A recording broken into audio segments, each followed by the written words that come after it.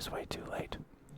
So, we finished making dinner. Like, dinner was done at like 8:30, an hour later than we usually start a stream. And it took me a while to eat it all. The pork chops were pretty big. It took me some time to eat it. So I am very, very, very, very, very sorry that I am so late. I imagine not many people are going to be here tonight, and that's okay.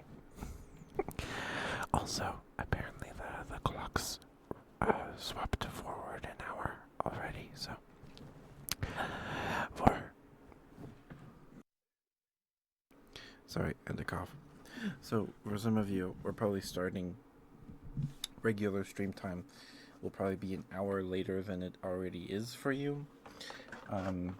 Whatever time it is for you, it'll probably be an hour later because the clock's changed, and I can't do much about that. I can't do much about it. But hi, Intato. Hope you're doing all right, sweetheart. Good to see you. Thank you for being so patient. I appreciate you. I appreciate you.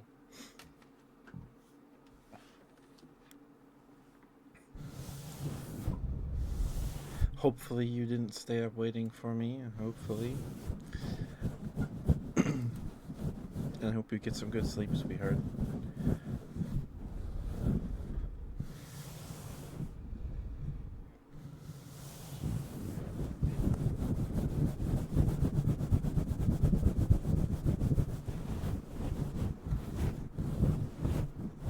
You're doing schoolwork? Oh, I'm sorry to hear that, Tato. I'm sorry to hear that, sweetheart.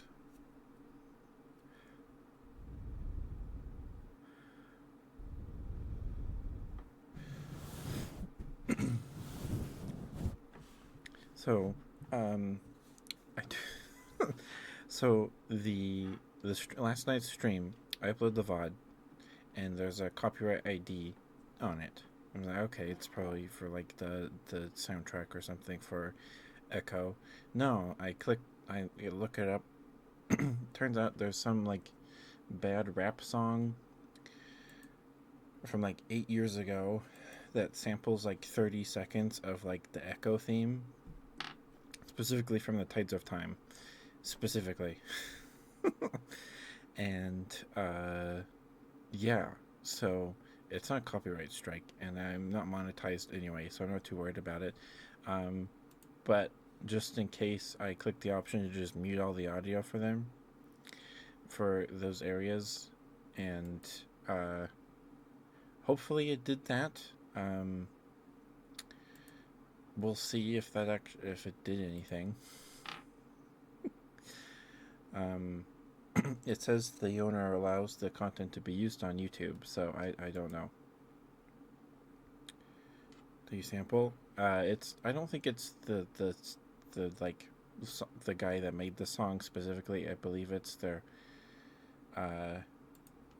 like label, and like you can use the Echo theme song OST for like non-commercial use, I'm pretty sure.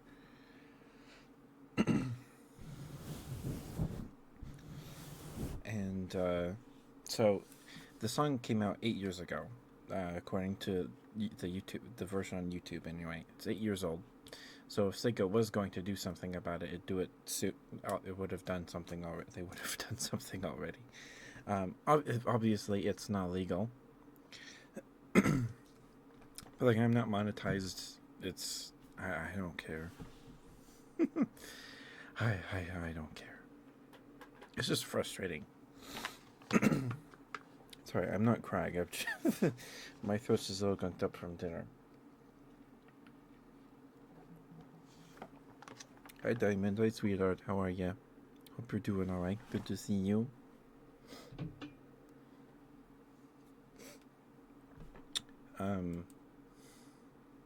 Like, it's just like the bot or YouTube's process that like automatically like searches things, because when you upload a video, it like checks it in the uploading process. So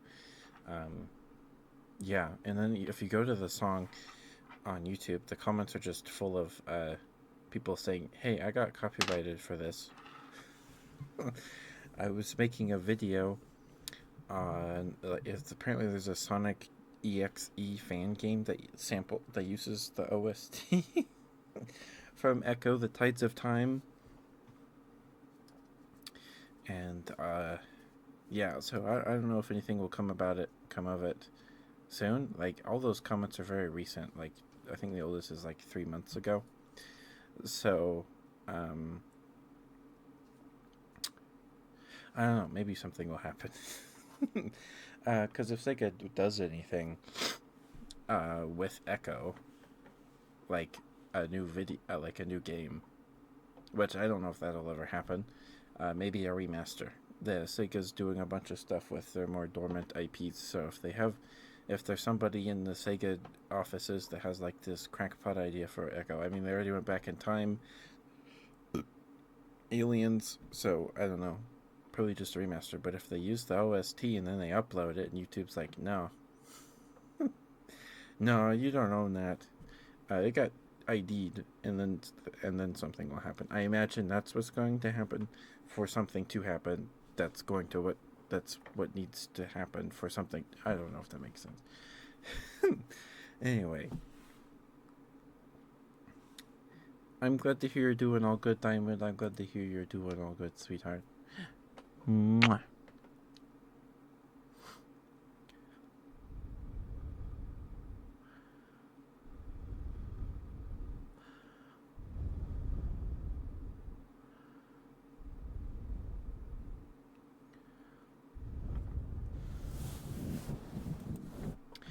It's just really crummy. It's just really crummy. Because this is not the first time a video's been again like copyright ID'd for like it's happened with the Walking Dead game, uh, and during the like 12-hour streams when I put on like the 12-hour lo-fi playlist things. There's stuff that got flagged there too. Stardew had it happen for a little while, but I guess they resolved that. Somebody, or maybe that was a false like flag too. I have no idea. Um, Coffee Talk.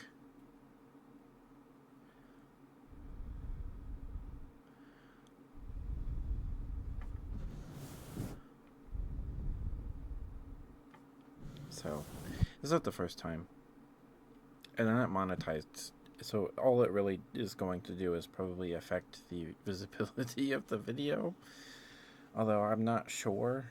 It's probably just because the Walking Dead finishing the season 1 of the Walking Dead game, that still got 31 views, which for my VODs is pretty good. So especially a video game VOD and not ASMR. So I don't know what I don't know. I don't know what's gonna happen. I don't know. But like the song has like 59,000 views and like 20 comments. So I don't know. I don't know.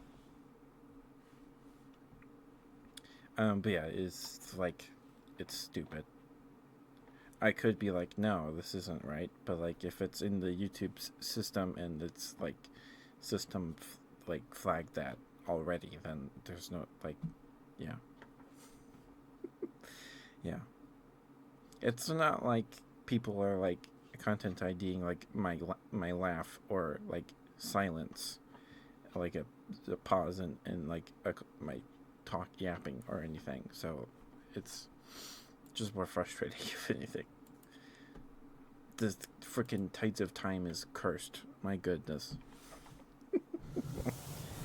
Welcome back from the break. Sorry about that. Are you still here, Diamond? I'm sorry.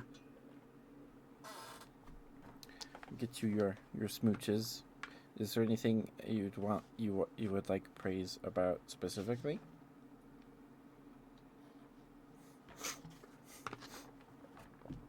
Give me a second to blow my nose real quick too.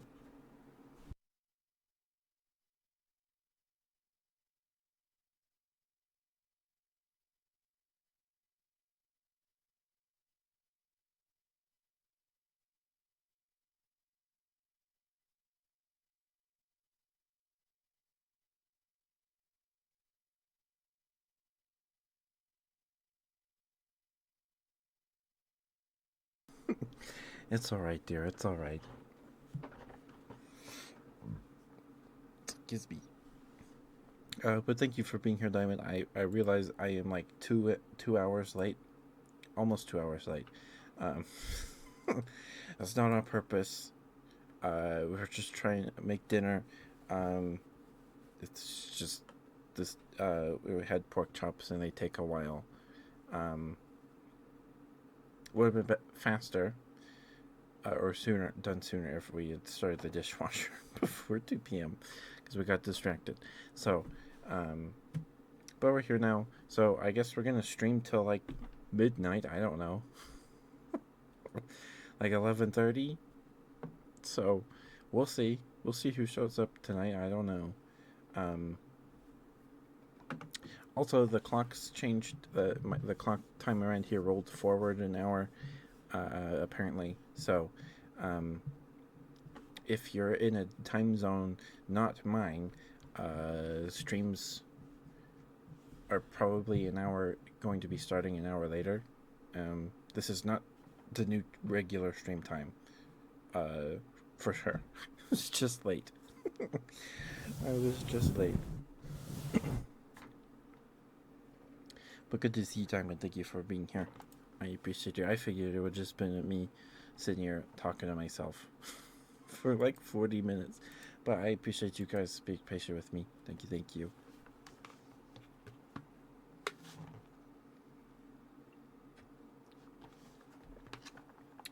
Okay. Here you go, Diamond. Here's your smooches.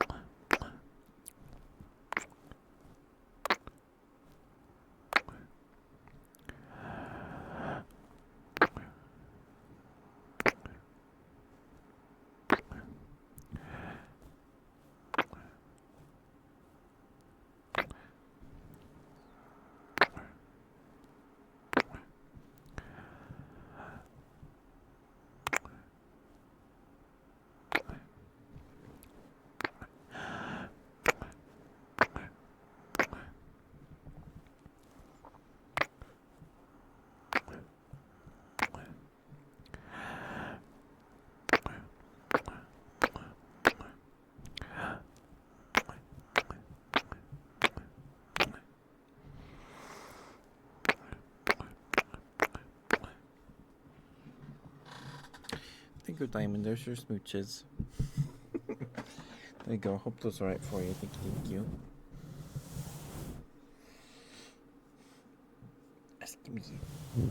Give me. Sorry. Goodness. Diamond, I'm very proud of you, sweetheart. Yes, I am. You did a good job today. You worked very, very hard. Yes, you did. Yes, you did. You worked very, very hard today. Yes, you did.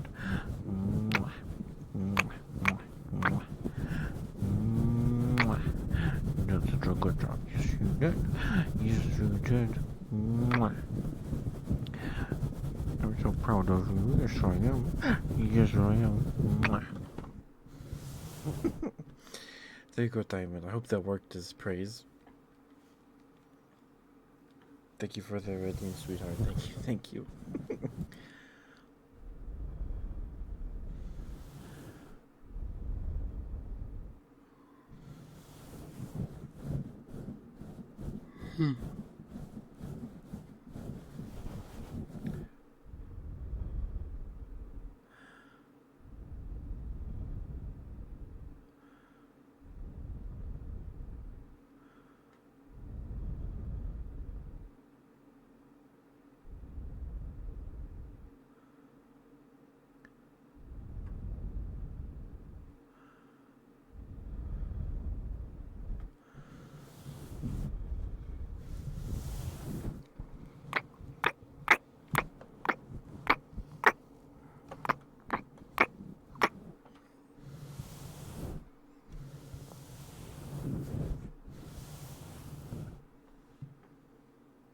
It's been something else. I hear that. I mean, I hope it gets better. I'm sure it will. I'm sure it will.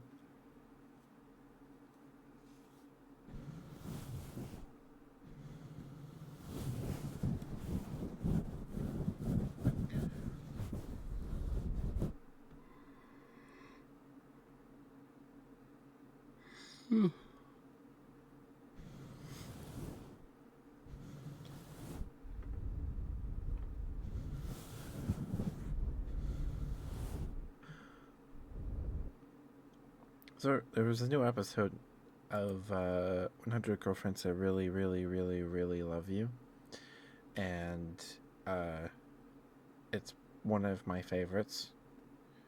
Uh,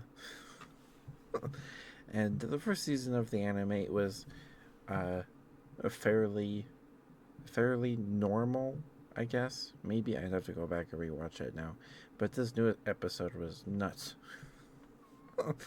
It was crazy.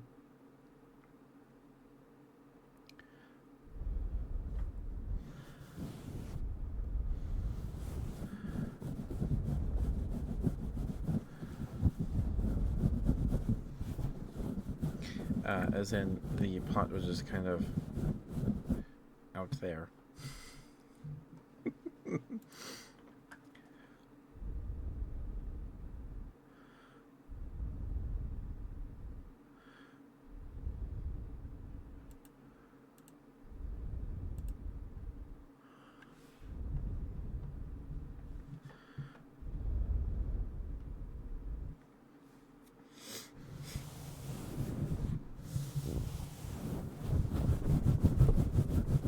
Mwah.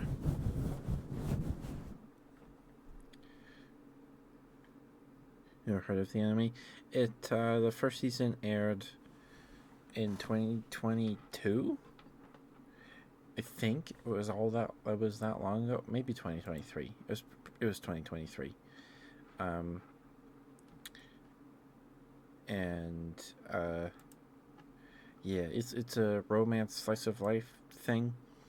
Uh, and it's a little spicy. Like it has ecchi elements, or like you definitely do not want to watch it in public, if that makes sense. But it's like not like you know, it's just kind of normal for a harem anime, I suppose.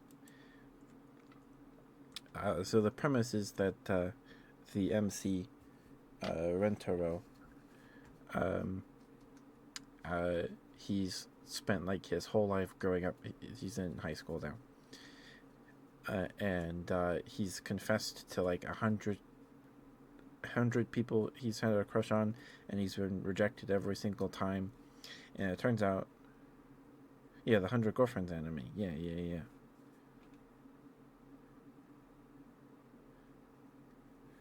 If there are teams. Okay, Mooney. Oh my goodness. I've never watched it. Okay, it's pretty good. Um, it's been said that Rentaro is best girl. He's great. Probably the best harem anime protagonist ever. For sure. For sure. Hi, Mooney. Super. Excuse me. No worries, Mooney. No worries. I'm sorry. I'm so late. I'm sorry. I'm so late. Dinner took forever to finish making today. I didn't sit down to eat it till like 8:30, so like 30 minutes ago, or actually an hour ago. Um, so hi CJ, I'm doing good. Well, all right, Mooney. All right, if you say so. I was worried you'd all be asleep already. I was worried everybody would be asleep already, which is not a bad thing because I want you guys to sleep. I want you guys to sleep. But hi, Mooney. Hi, sweetheart. I love you too. I love all of you.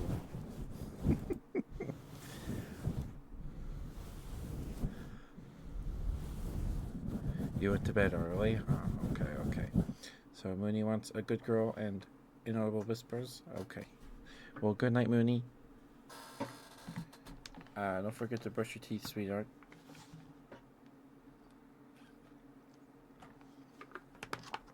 Oh, and Tato, sweetheart, good luck with your homework.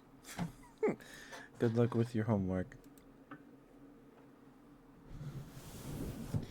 Okay. Well, I don't have any other redeemers in the queue, so we can just do them right now. Hi, DJ. I'm doing alright. I'm doing alright. I feel bad that I'm so late tonight for a stream, but, you know, apparently the clocks rolled forward an hour today, so,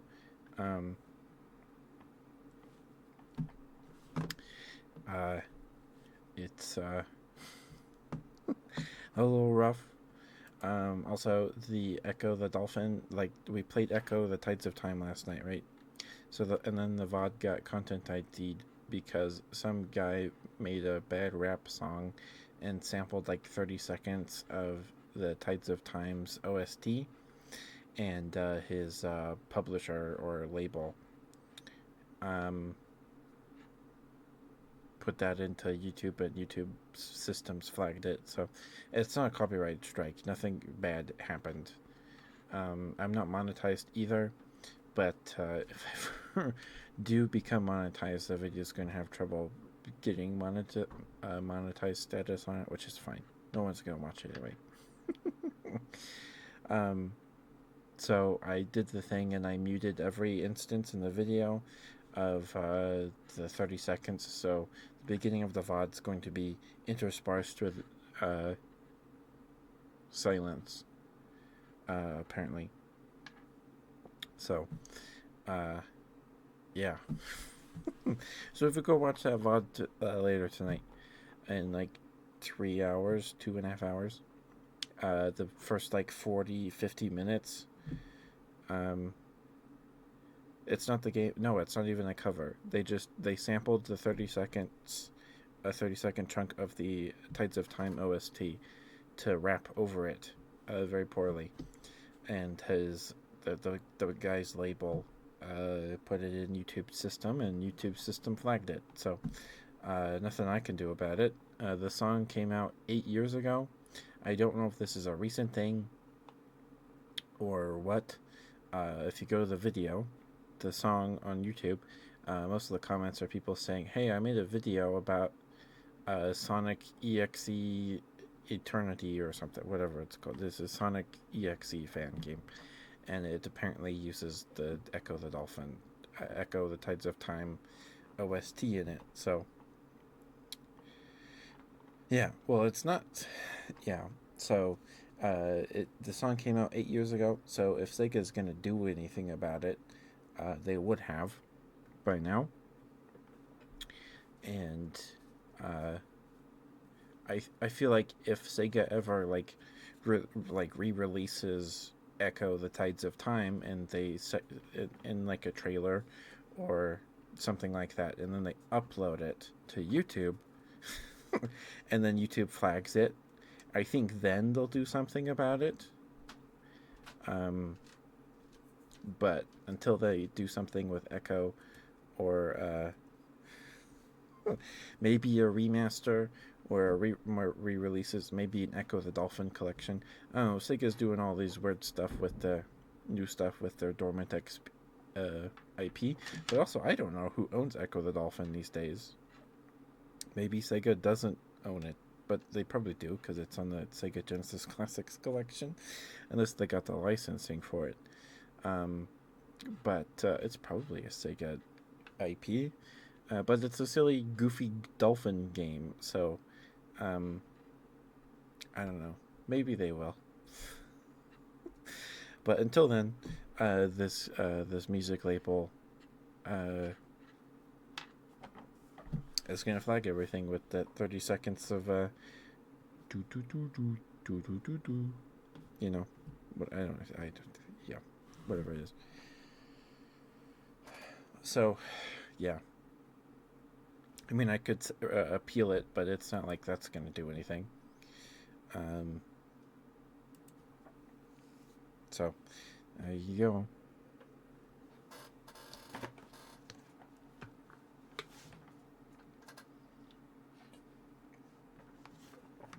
Okay, let me get you a good crow mooning. I'm sorry.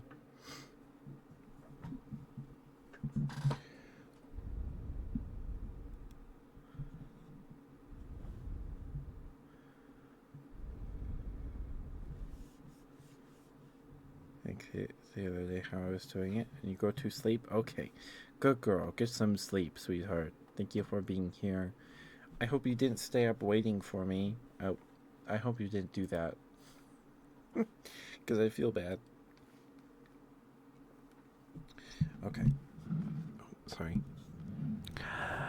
Oh, also, hi, Ching. I saw you. I see you. I see you.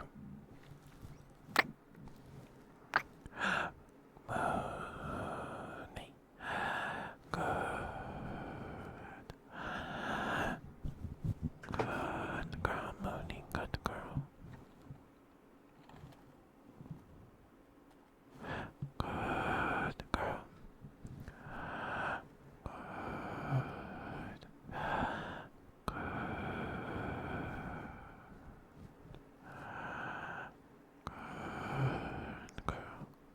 Good girl. Good girl, Mooney. Good girl. Good girl. Good girl. Good girl. Good girl. Good.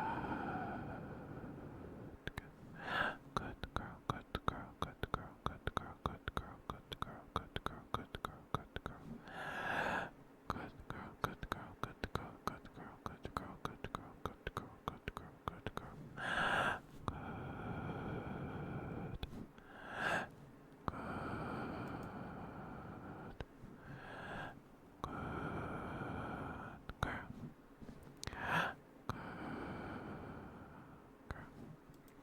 I don't know.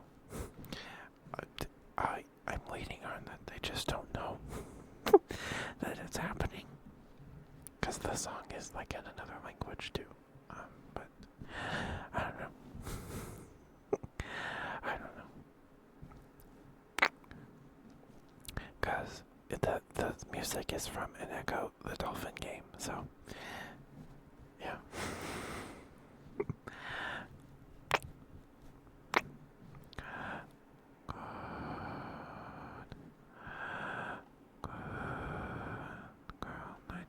Mooney. Sorry. Good girl, Mooney. Good girl. Good girl.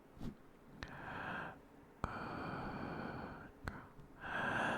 Good girl.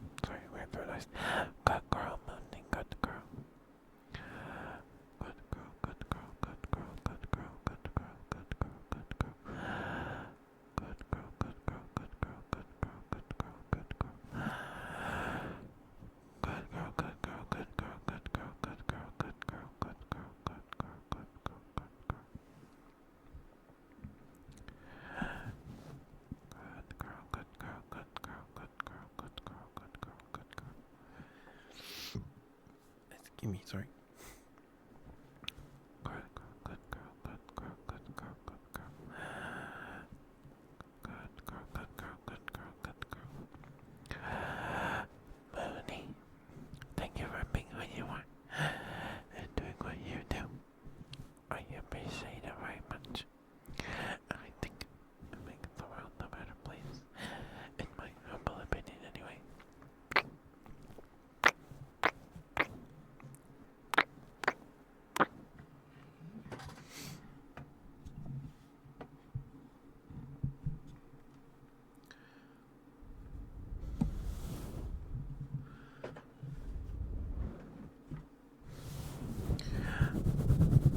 Good girl, Mooney, good girl. Such a good girl, yes you are. Yes you are such a good girl. Very, very good girl, yes you are. Yes you are such a good girl. Look at you, such a good girl. Yes you are. Yes you are. Mwah, mwah. Mwah, mwah, mwah, mwah. Good girl, Mooney, good girl. Such a good girl, yes you are. Yes you are. Mwah, mwah, mwah. Mwah, mwah, mwah. Okay, Mooney, there you go. There's your good girl. Alright, I'm gonna drink this far. Thank you, CJ.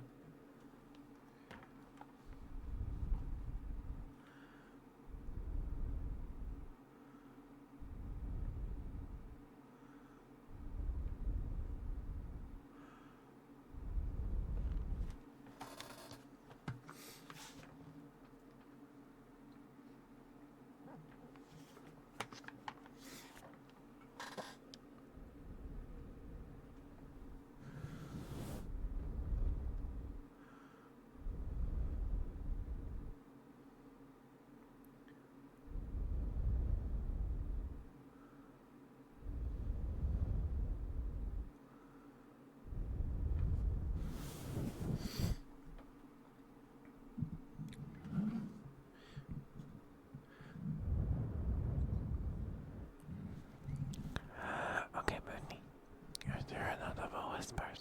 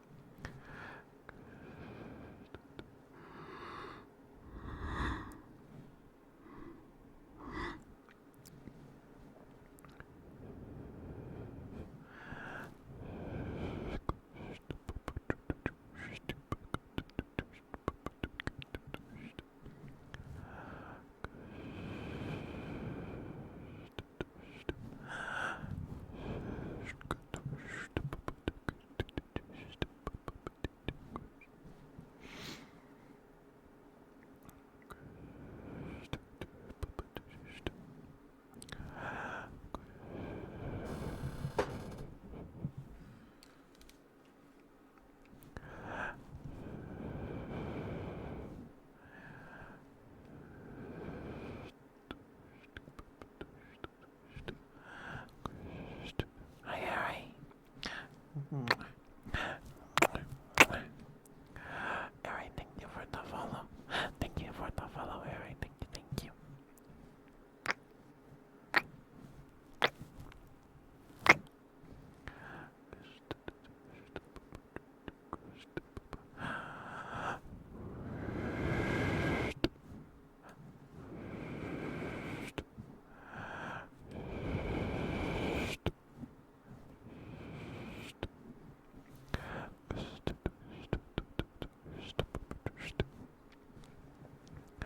Harry, if you have a favorite ASMR trigger, I'd be happy to show it for you as thanks for your follow.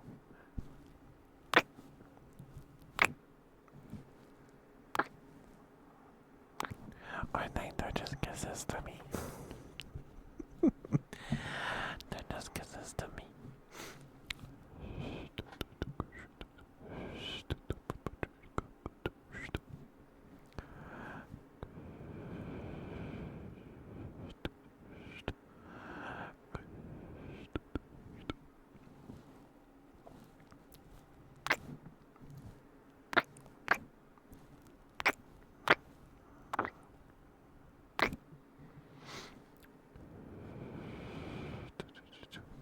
not doing that on purpose. That's just my model. That's just my model. It's not me.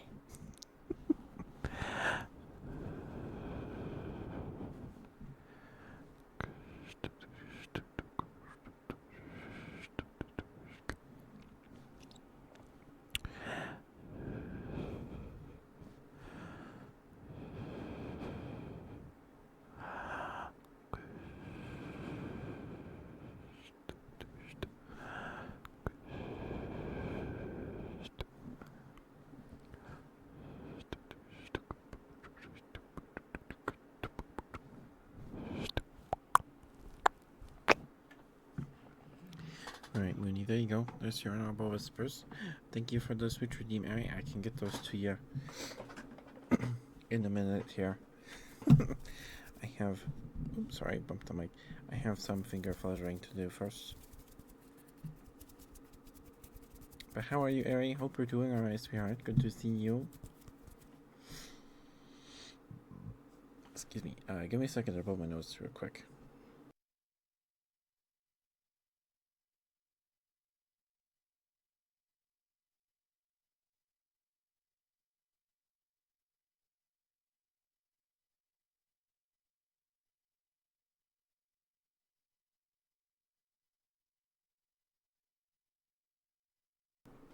Okay. How was your sushi, Ari? I've only had sushi a handful of times. I've had it. I had it because my grandpa wanted some when he was still around years ago. I don't really remember what that tasted like. And I've had sushi, like Walmart sushi, because it was on sale because the Best Buy date was that day, so I bought it. It was yummy though.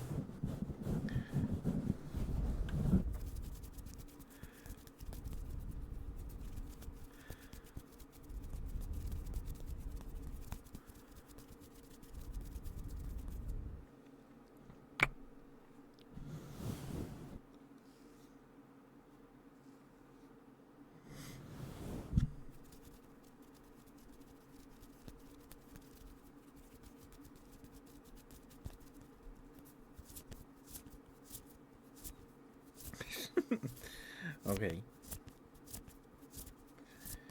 I don't know when that'll happen,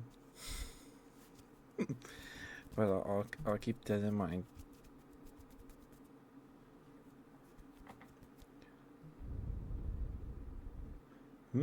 Yeah, there's smooches.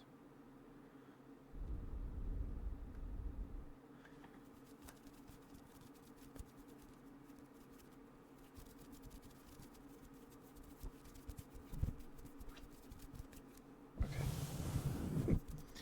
I can't do finger fluttering too much because it makes my hands tired.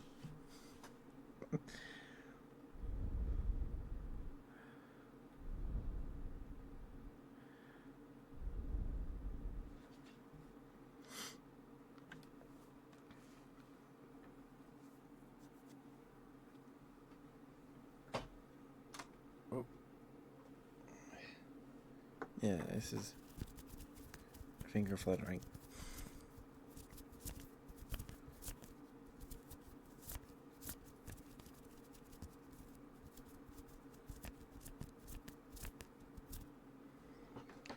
Give me a second. I'm gonna put on some chapstick first.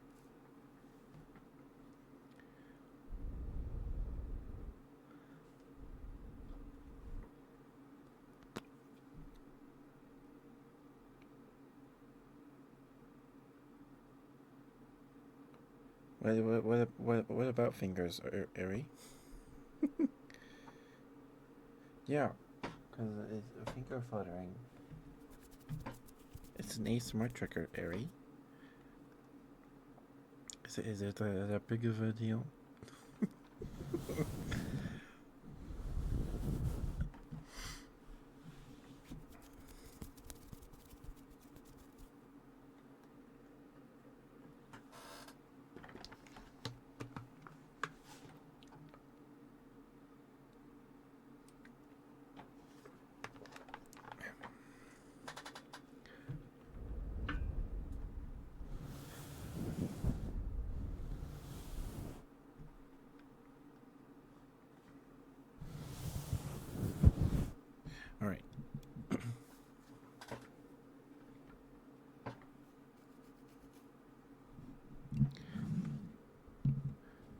Okay, here's your smooches, Ari.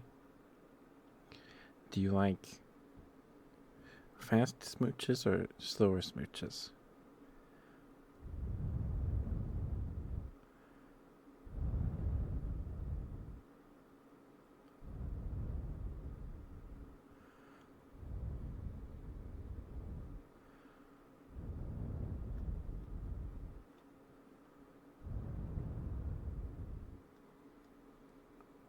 Again, Tata, you want your smooches too? Okay, okay.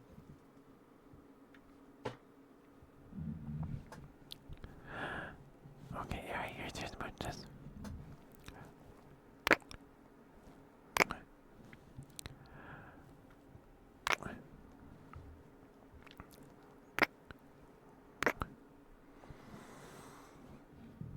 Excuse me, sorry.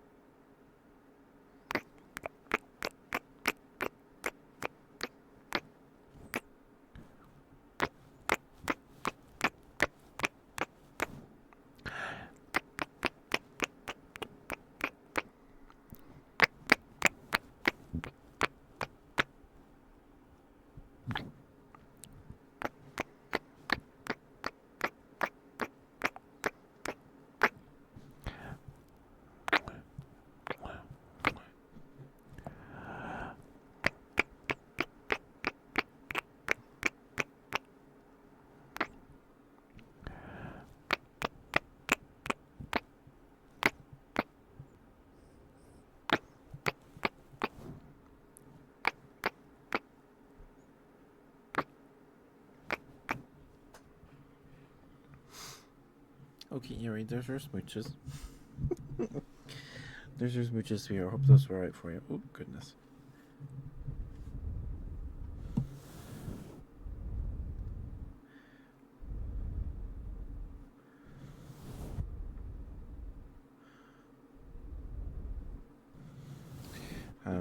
And again, if you have a favorite ASMR trigger or would like more switches, I'd be happy to give them to you as thanks for your follow earlier. Thank you.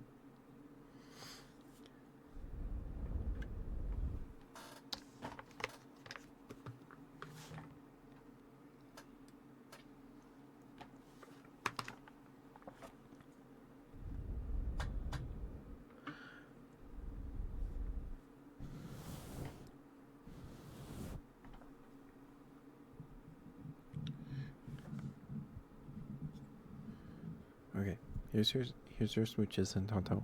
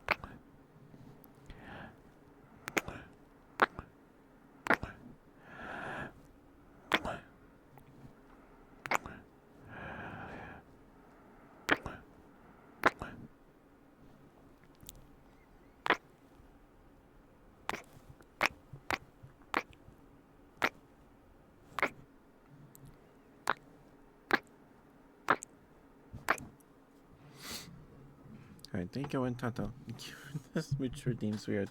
Thank you. I appreciate it.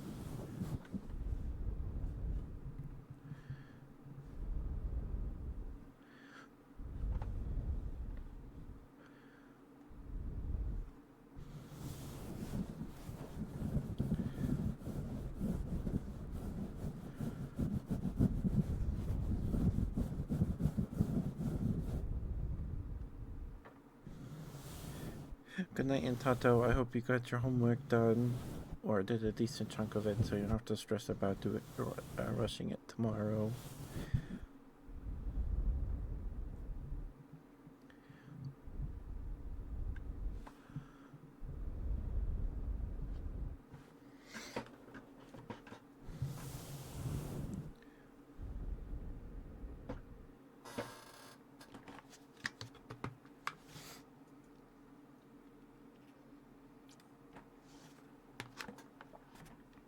No homework? Oh, okay. Gotcha.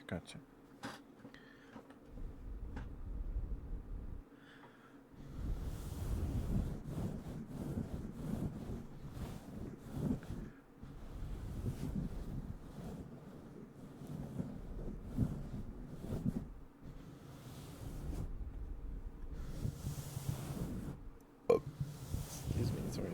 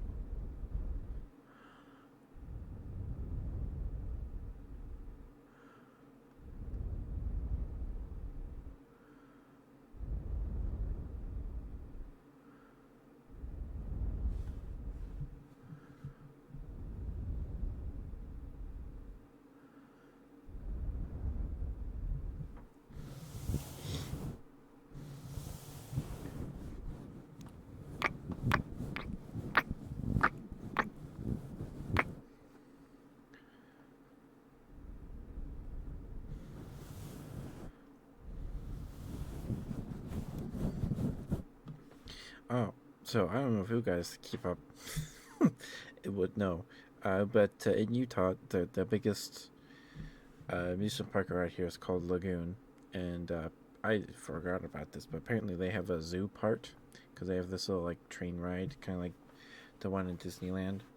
You can go around or whatever, and they have animals, and apparently they're closing the zoo part and rehoming the animals, which is good. Because apparently Lagoon did not treat those animals very well, um, at all. So hopefully they go to better homes.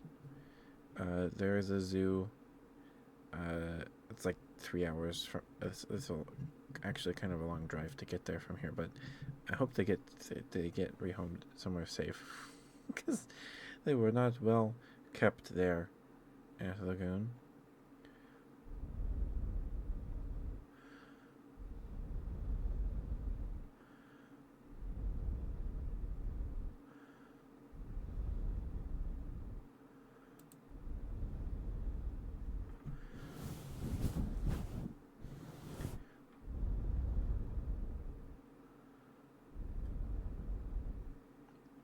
And I hadn't been to Lagoon.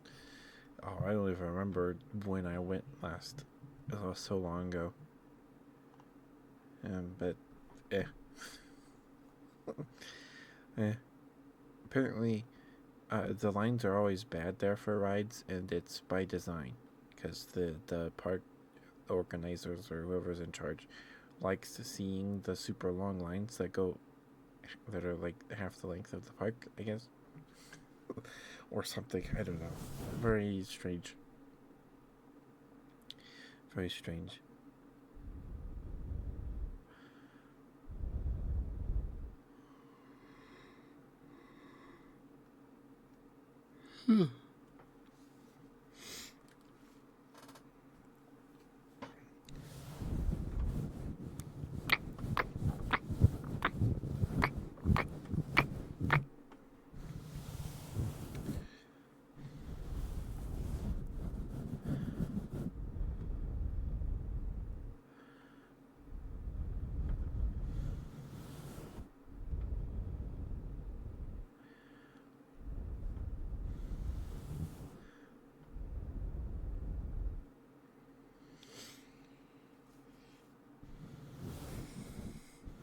So I was watching a video earlier about someone going through, like, I guess the most recent Minecraft update.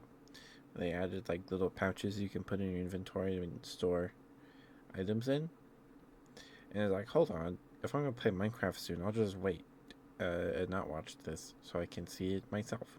So I did that. Um, and yeah, so lately my YouTube shorts and stuff have just been full of Minecraft things. Um, but you know, there's like the 2 week phase, right, where you get like you get really into Minecraft for like 2 weeks, and then you stop playing, and then you come back, maybe 2 months, right? So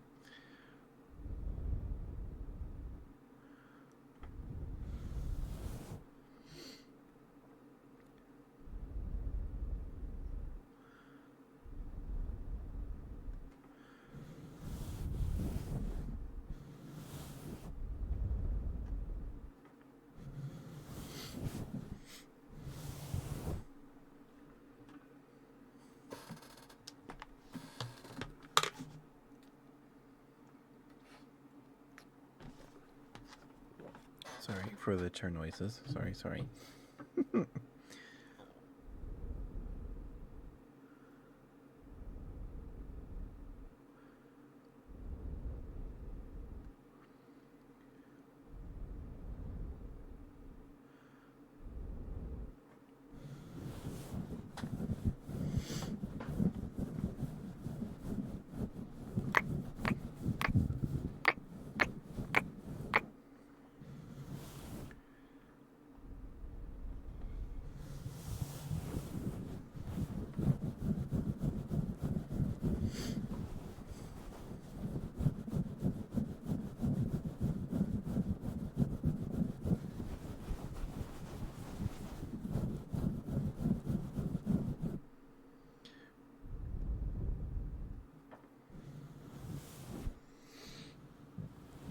Excuse me.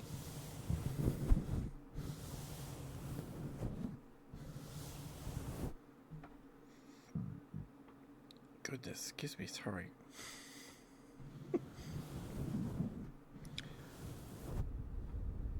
Oh, so if you guys ever wondered why giraffes have long necks, um, it's the leading theory. Nobody knows for sure, but there was a theory it was to reach higher leaves, right? Turns out, because they're extinct giraffe relatives, right? And they have similar head shape. They have the same ossicones on their head. So giraffes actually, like, it's kind of a meme, but like, why does this animal have this weird structure? Why does Dimetrodon have this big sail? It could be because temperature regulation, but it's probably primarily a display structure. Like, think about it. You got peacocks. Peacocks are a very obvious example of just a display structure to attract mates, right? So the giraffes actually use their necks to fight, because giraffes actually eat, and if you like, if you were to follow a giraffe around for like a day, you would see it mostly grazing off of grasses and stuff on the ground, and not really eating anything out of trees, because it's actually easier for them to eat when their head is bent down. It's actually easier for them to do that.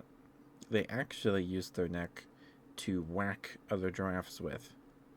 Male giraffes will settle up to each other, like shoulder to shoulder, and just whack each other with their heads, with their ossicones. So, yeah. It's always like, oh, why do they have this weird thing about them? Oh, it was to like do this or this or this, or it's actually just to attract the ladies. But hi, Blue. Hi, sweetheart. How are you, sweetie? Good to see you. Mwah. Hope you're doing all right, dear. I was like 2 hours late. Almost 2 hours late today. Dinner just took forever to cook, and then it took me like another 30 minutes to eat. So, but we're here now. We're here now. How are you, Blue?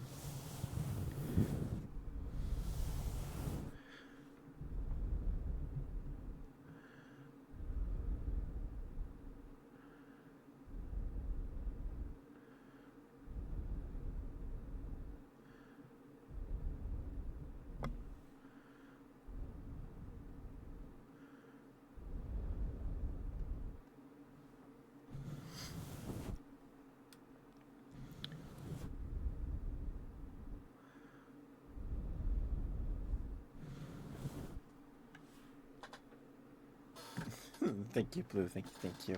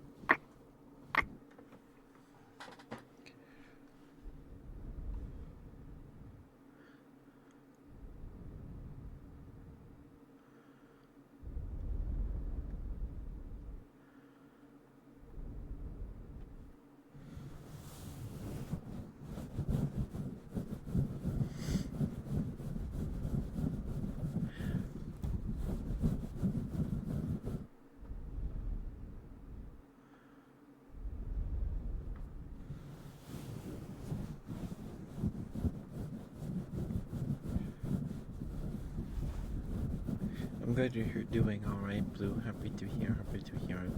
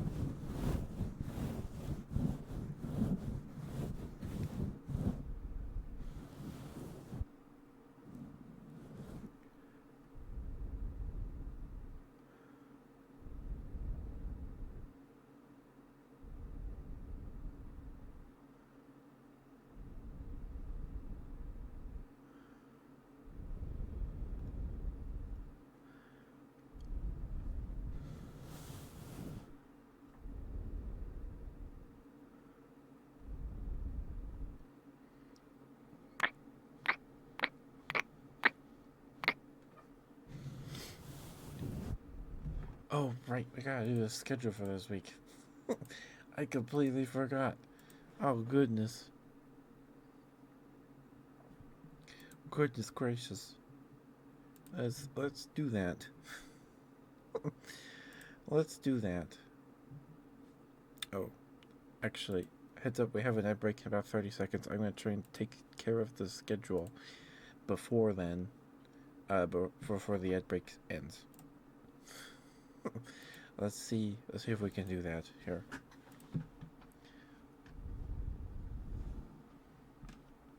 Okay, so tomorrow, we're going to play the demo for Mushroom Musume. See if it has a... It does. It has a Twitch category.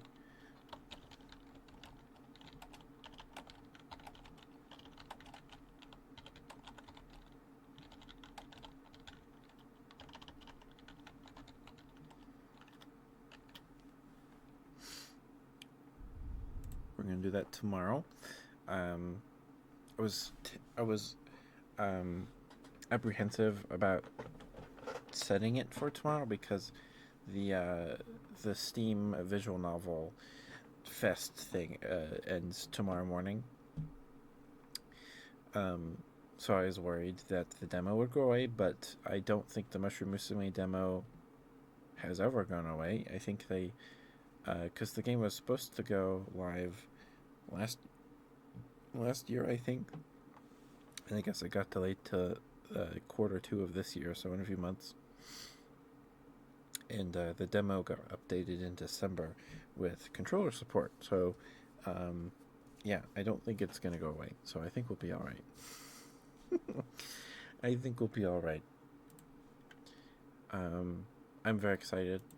I'm very excited to play it. Okay, and then Tuesday, we have more Hacker's Memory.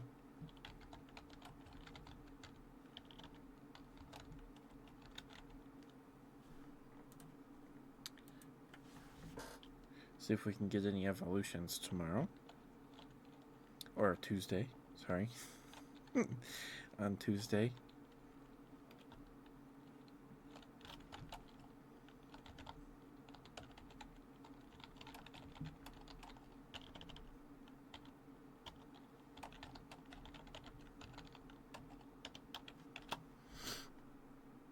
Oh. There we go. Hi, Jaxie. Hi. Thank you for being here. There's currently an ad break in progress. Hopefully you don't get smacked with ads, but hi, Kak. I hope you're doing right, sweetheart. Good to see you. Good to see you.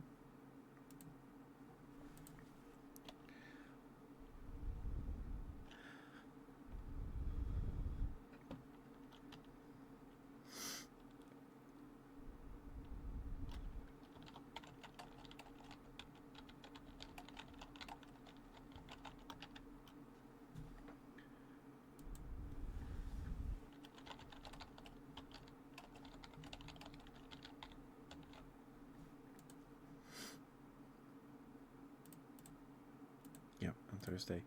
And then this Saturday is another Echo game. It's Echo Junior.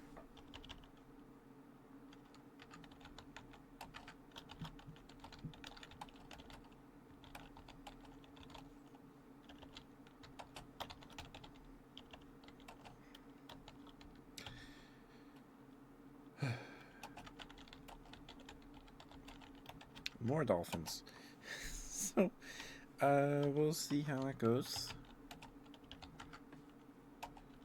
17 out of 55. We're almost to game 20. Almost to game 20. My goodness. Alright, that's... should be the end of the schedule there. Changes. Oh, whoops. I gotta change the category for this. Echo Junior. Alright, so...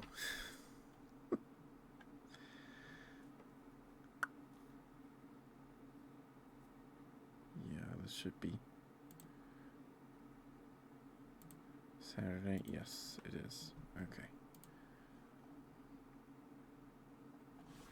So, welcome back to the break. Sorry about that. Thank you for sticking with me. And hi, Cat Jaxie. Thank you for being here. Hopefully you didn't get smacked with the ad break right with you. Got in. I apologize, dear. Thank you for being here. Thank you. Um, so, schedule for this week. Tomorrow we're playing the demo for Mushroom Musume. It's a like roguelite visual novel pet sim esque thing. It's like the princess raising games where you God gives you a daughter and you have to raise her, and you have to send her to school, and or you can turn her into like a gladiator. um, but this time you're like a hermit in the woods. A lonely person lives in the woods, and you really want a daughter, and then a witch grants your wish by giving you a pot with a mushroom in it, and your actions determine what kind of mushroom girl you get, and influence her actions as well. And you game over when she dies. So you have to keep her fed. You have to make sure you're fed and you have money to buy food for your mushroom girl. So we'll see. We'll see. I'm excited to see the mushrooms, the different mushroom girls. The sprite work in the game is incredible. And then Tuesday we have some more Hacker's Memory.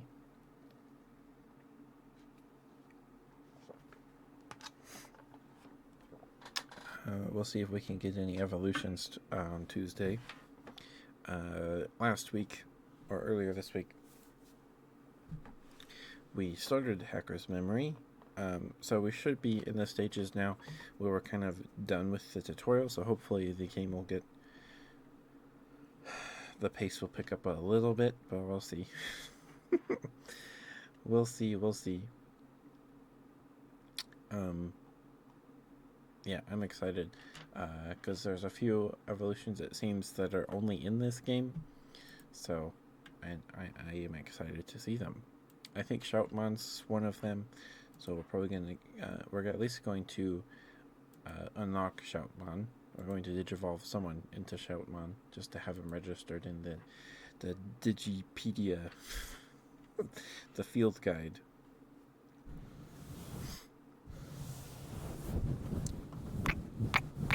And then Thursday we have some more Monster Hunter stories. So last time we did a bit of the story stuff, and we hatched an egg with inherently three bingos, like three bingos built in to the monster's gene slots, which is incredible. That's the best egg we've pulled in the game so far. I'm very excited. I'm very excited. I think we had to take Crit off the team. Our cute little shrouded Nursilla, our little spider guy. But only because they do very similar things. Shrouded Nursilla inflicts paralysis and sleep, I think, and Minari are Yon Gargua, Garuga, Yon Gargua. Does poison stuff and does dragon elemental damage. So we can always bring Crit back on the team later at a later date, but man, Minari, this our Nyan Guarga monster is just too good to not use. So I thought it was a speed monster. It's a technical monster. So unfortunately, because otherwise I would have taken Guacamole off the team. But we'll see.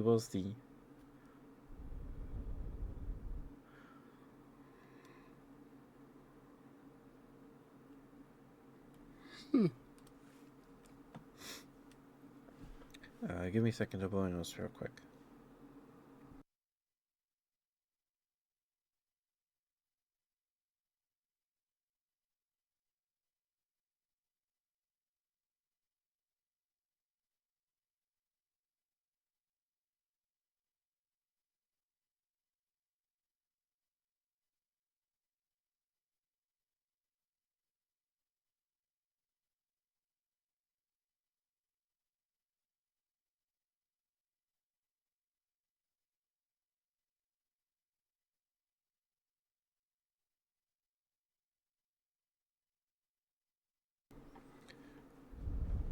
Sorry about that. Sorry.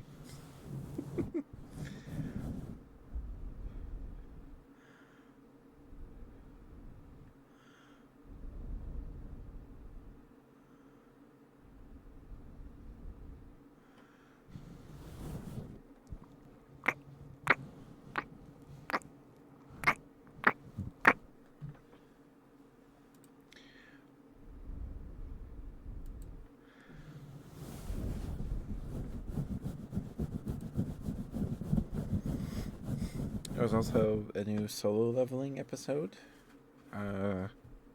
Yesterday? Was that yesterday? Yeah, I think it was yesterday. It was a pretty good episode.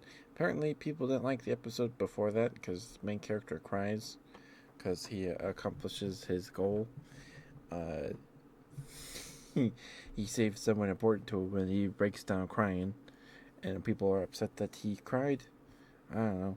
That just seems. I feel like they're projecting. I feel like they're projecting at that point. Because if you worked for 4 years, you were in and out of the hospital, like a dangerous job, and then after those 4 years, you were able to like help the person you care about the most, and then they are okay, and then you cry. I think that's normal. I think that's normal.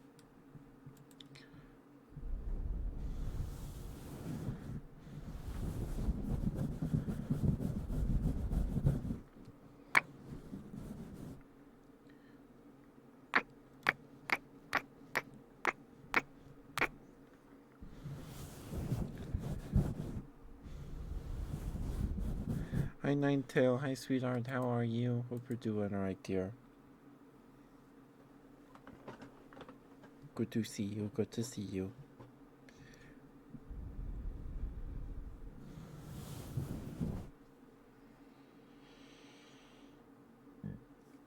Give me. Sorry.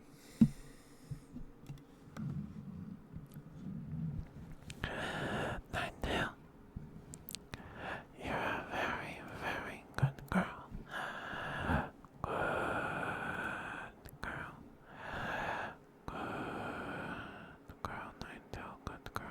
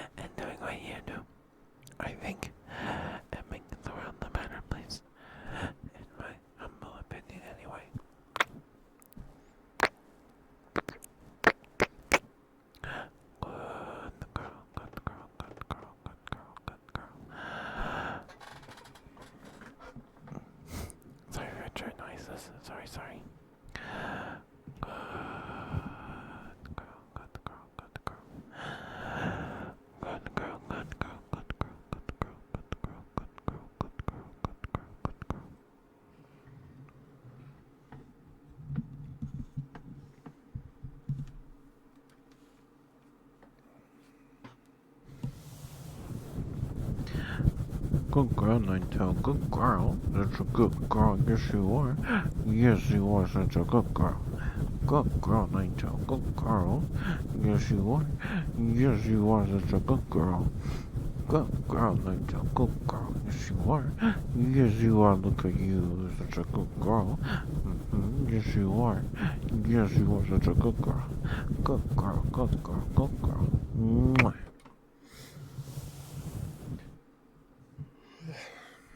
Hi, Cat. Dixie. Hello, hello, sweetheart. Hope you're doing all right.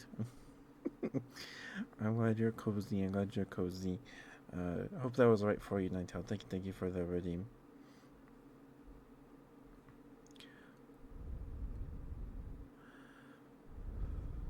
Give me a second to blow my nose real quick.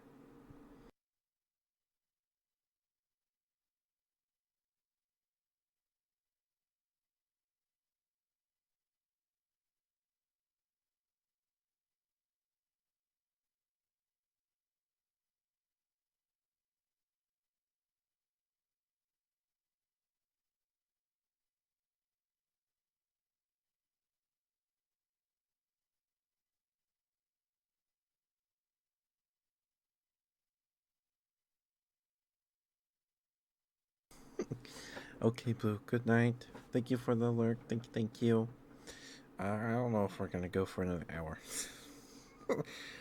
We'll see. I don't know if I have that in me tonight. We'll see.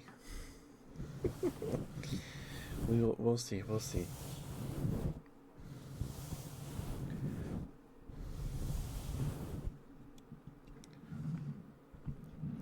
Yes, yes, but just blue.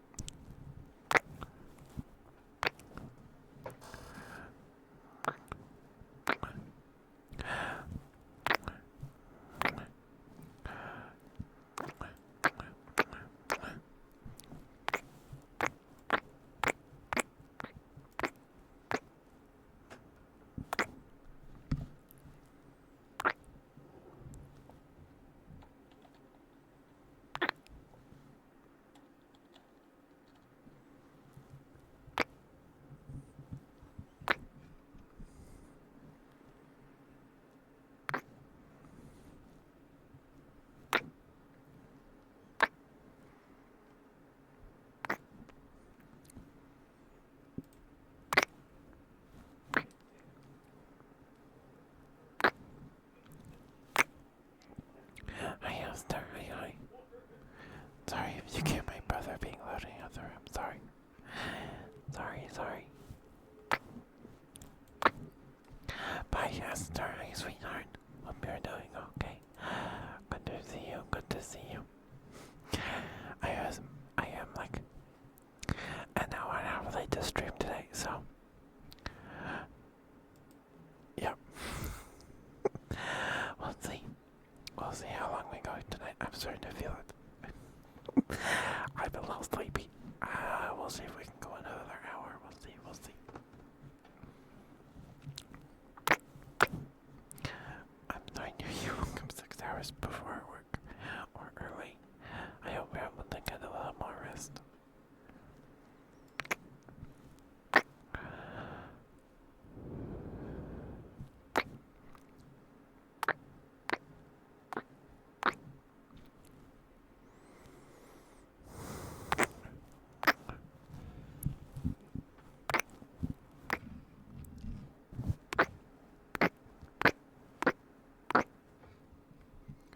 A cursed web game? Oh boy.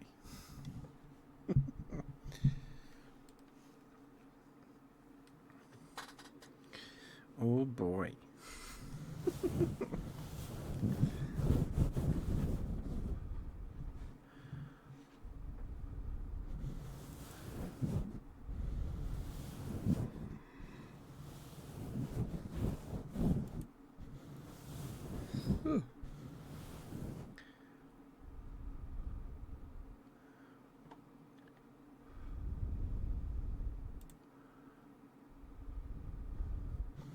It's like Wii Golf, but you chuck dog poo that's bagged up into a trash can.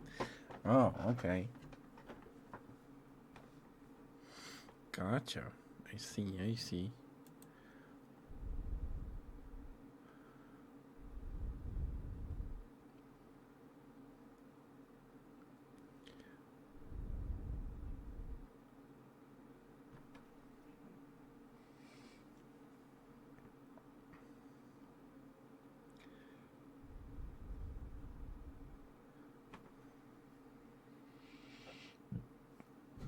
me, sorry.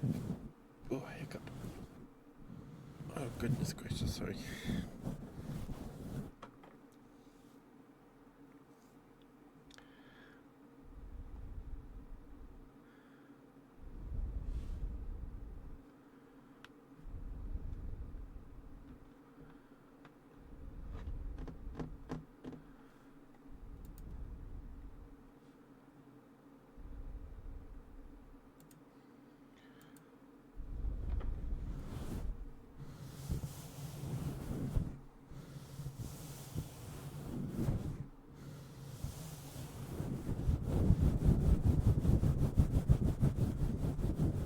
It's very gross, I see, I bet. The most cursed web game I can recall playing. So when I would go and play at my friend's house that they used to live down the street, we would play on armorgames.com or whatever it's called. I'm pretty sure it's Armor Games. And there's that game where you take care of a duck, and at the end you grind it up into meat and can it or something. I think it was like originally like a PETA thing. I don't remember, but it scared the crap out of me, or at least it scarred me for a little while, for sure. For sure.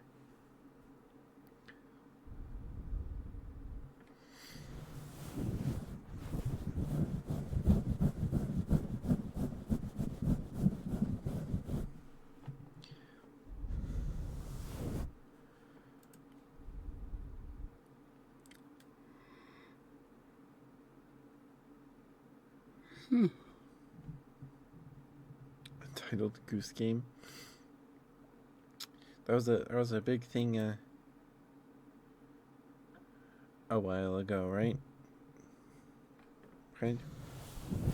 A few years ago. It was pretty big.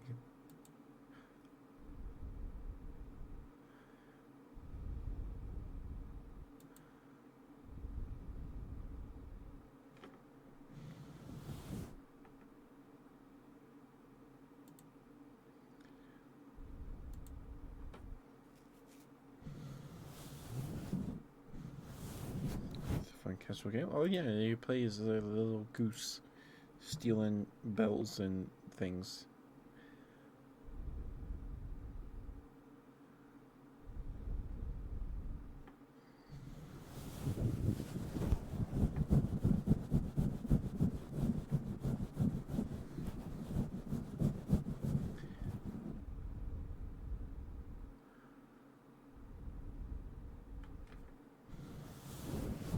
You get to be a menace.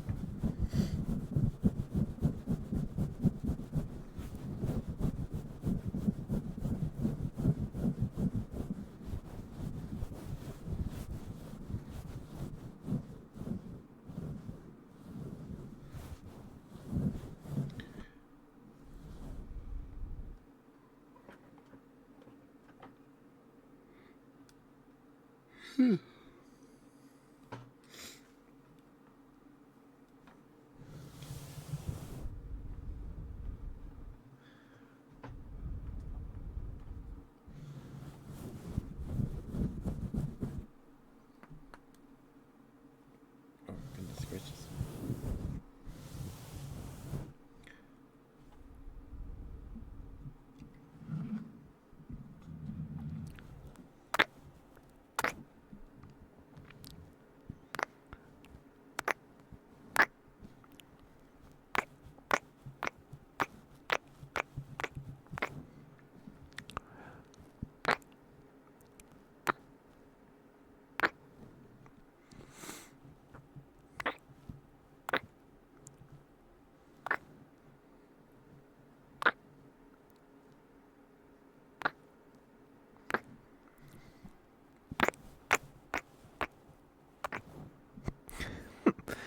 An entire picnic.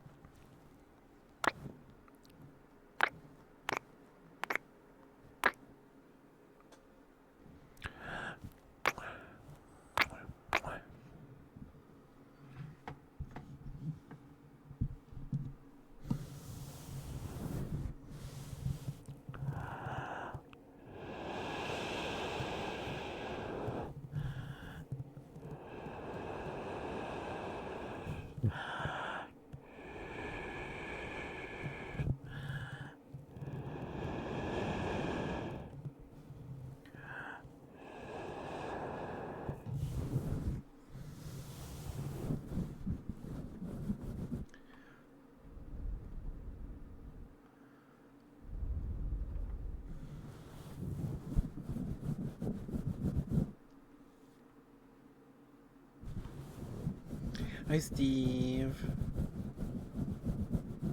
The blanket, the basket, a jar of jam, an entire pumpkin, some fruit, a radio, a hat. I forgot the rest.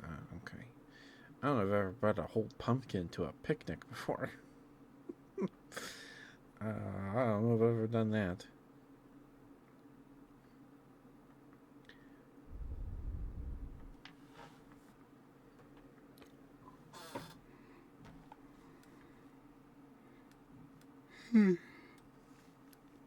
How are you, Steve? I hope you're doing alright, sweetheart. Good to see you. Good to see you.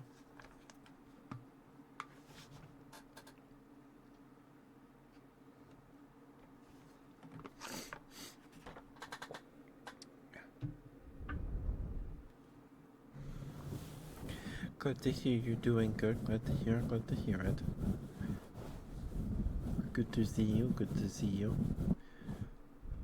We started like an hour late. Almost like an hour and a half late tonight because dinner took a while to cook and then I took a bit to eat it. So, a bit late. We're a bit late.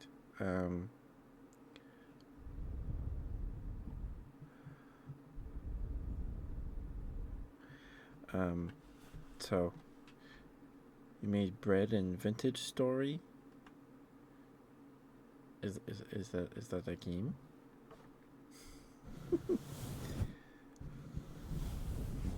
It's a game. Oh, okay. I've never heard of it before.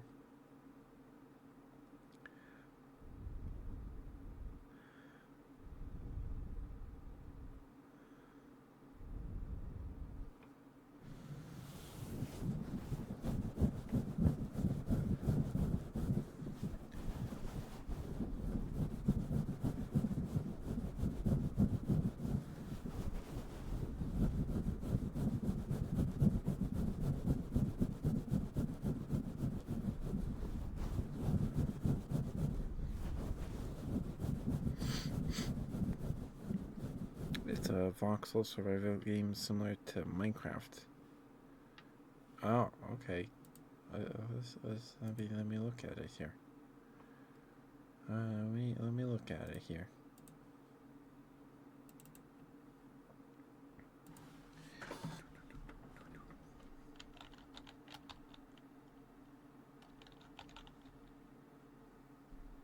Oh, I don't know if it's on Steam.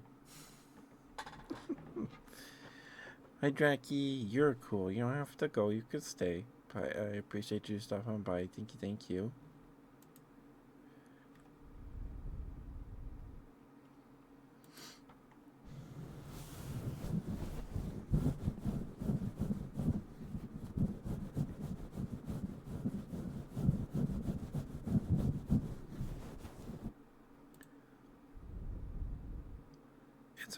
It's not on Steam. The devs are very open against Steve's policies. Okay. Gotcha.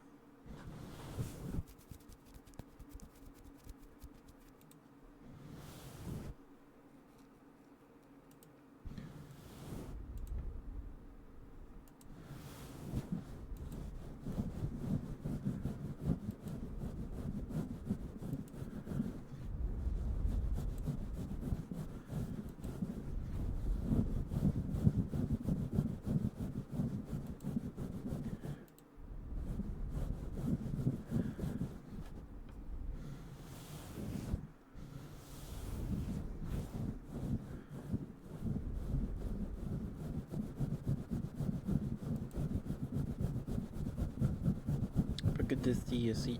Good to see you, Steve. Good to see you.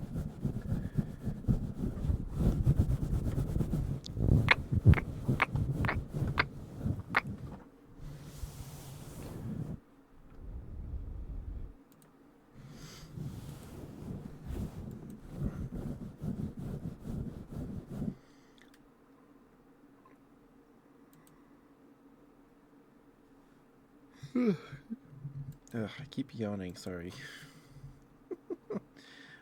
Sorry.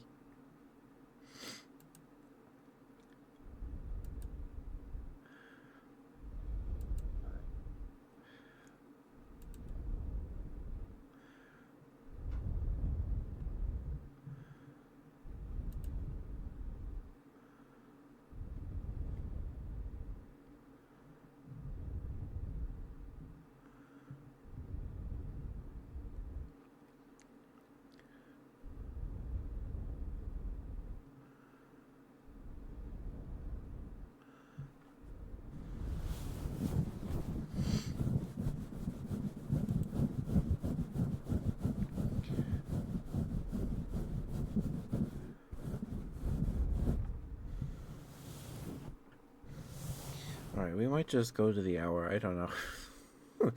I don't know if I have another 40 minutes in me, guys. I don't know. I don't know. We'll see. We'll see.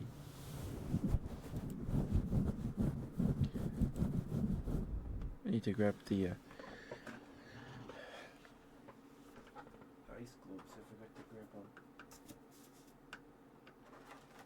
I was in a hurry to finish eating my dinner, so I forgot to grab them. What's that?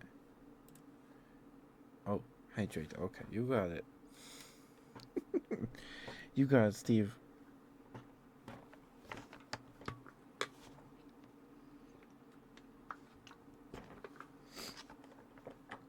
And stretch, thank you.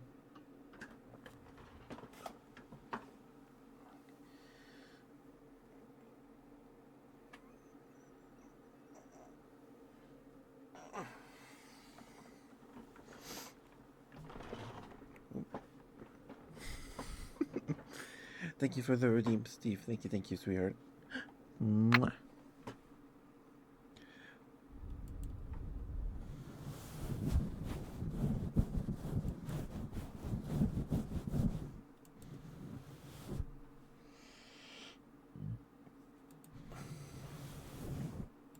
Excuse me, sorry.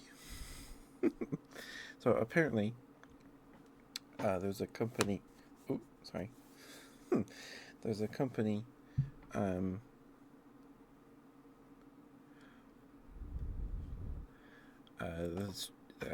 They want to revive the woolly mammoth by 2028, or something like that, and they made woolly mice.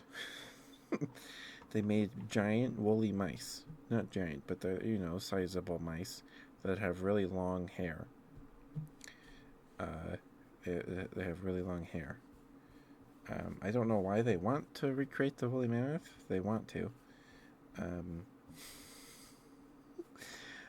I'm of the stance that we should focus on preserving the animals we have right here, right now, instead of trying to remake other ones. Especially since the world of the woolly mammoth, the mammoth steppe, doesn't really exist anymore. There are some niches they could fill in colder climates, where that niche is kind of absent, like in Europe, that was held by the ancestor of all domestic cattle. I can't remember what it's called right now. Because there's not really anything large to push down trees and clear forest to make pastures or prairie like elephants do. It's an important job, but I don't know. Auroch. Is it? I think it's the Auroch. Auroch. Something like that.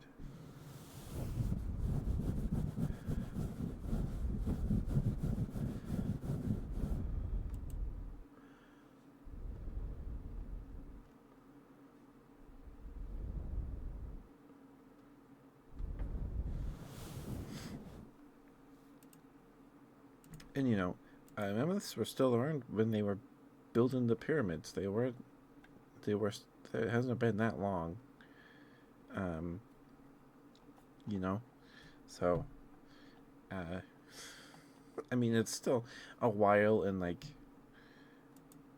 history, but like geologically, that's like nothing. So, it just seems like what's going to happen to them when you do revive them? Where are you going to put them? Are they going to live in captivity? Because like your best bet is to like implant these to this genetic material or whatever, like clone a you know edit the genome of an Asian elephant to make it hairier and give it a little more cold tolerance. Uh, and then what? What does it do? Where do you put it? There's not going to be very many.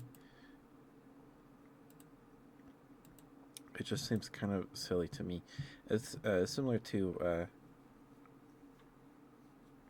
Jack Horner wanted to edit turn a chicken into a dinosaur, right? Telephone lines? Yep. They did. They sure did. But like, what was I gonna say? I forgot what I was gonna say.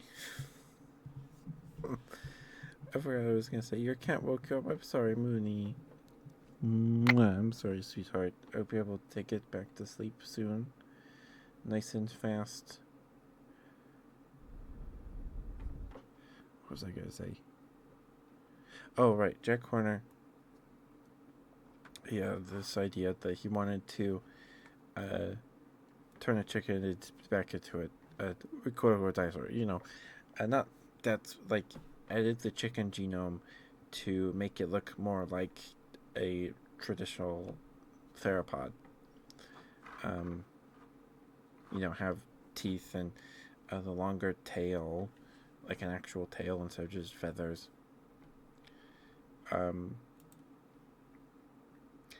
And yeah, because there's lots of dormant genes in chickens. And things that turn off while they're an embryo in the egg that keeps them bird-like.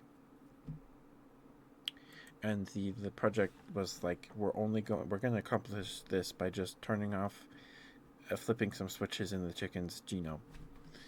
And I guess that wasn't working out, so then they started doing other things. I don't know if they're still doing that. Let's see. Chickenosaurus, that's right.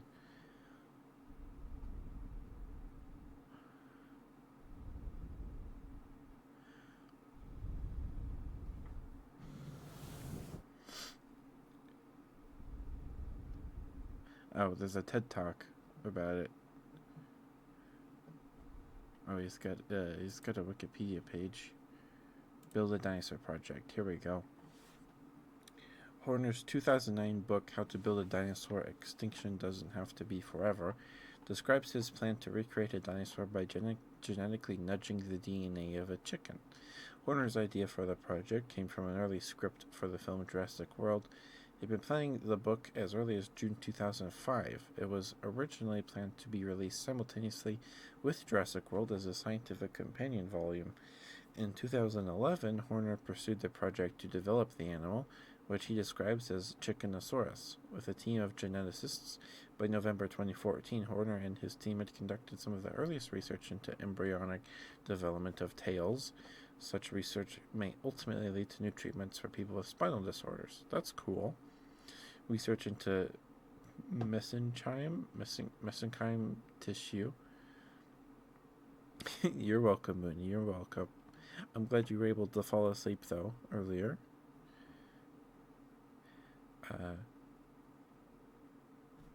Which directs the growth of teeth. May also aid in the treatment of human sarcomas. George Lucas had funded most of the project's costs up to that point. An additional $5 million was needed. Horner expected to have a living dinosaur within 10 years. In 2015, an independent group of scientists reported they had found a way to turn the beaks of chicken embryos back into dinosaur-like snouts. By reverse genetic engineering, the University of Chile geneticists have produced embryos with dinosaur-like leg and foot anatomy, including the fibula full length, reaching the ankle. But that doesn't mean they've there's no living Chickenosaurus.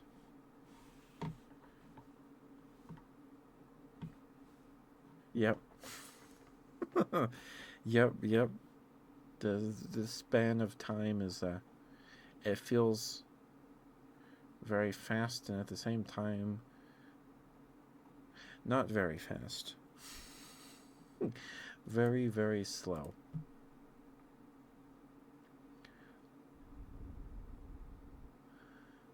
So I guess they're still working on the Chickenosaurus project. They're still working on it. So we'll see if anything ever comes of it. We'll see.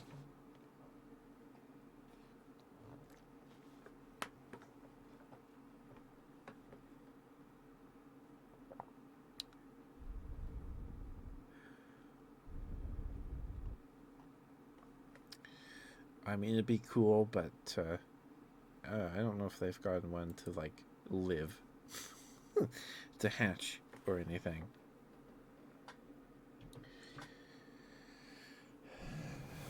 But I don't know. It's interesting.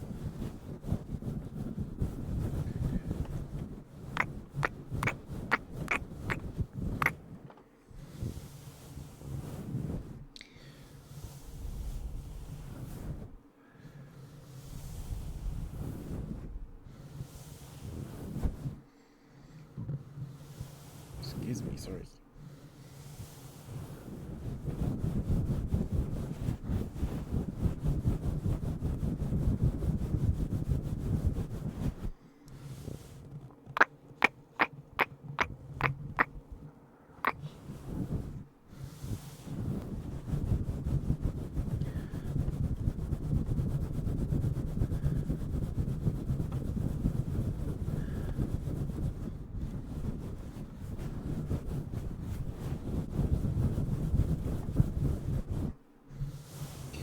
Alright, just heads up, we'll probably call a night here in 30 minutes.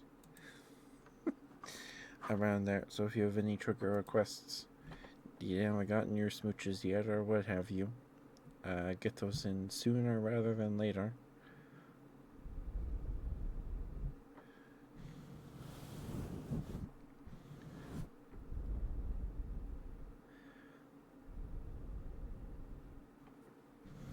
So I can get those to you, otherwise you'll have to wait till Wednesday.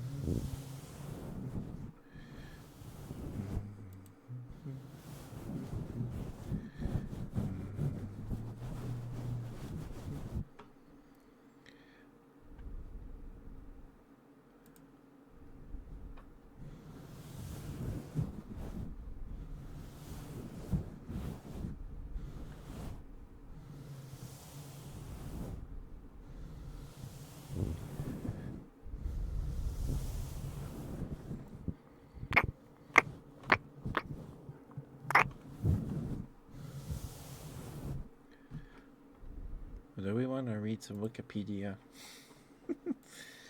Do we want to read some Wikipedia?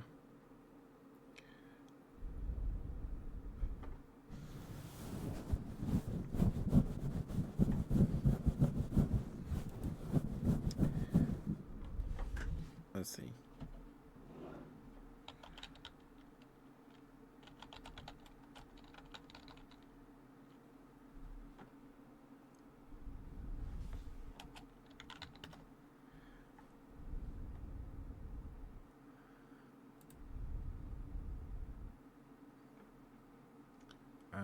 There was the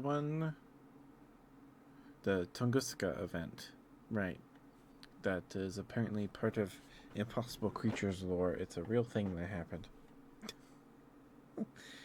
It's a real thing that happened. 1908, 116 years ago. Oh my goodness. Okay. This is the Tunguska event article. We'll read some of it. It's pretty long. It's pretty long. Oh my god, it's pretty long.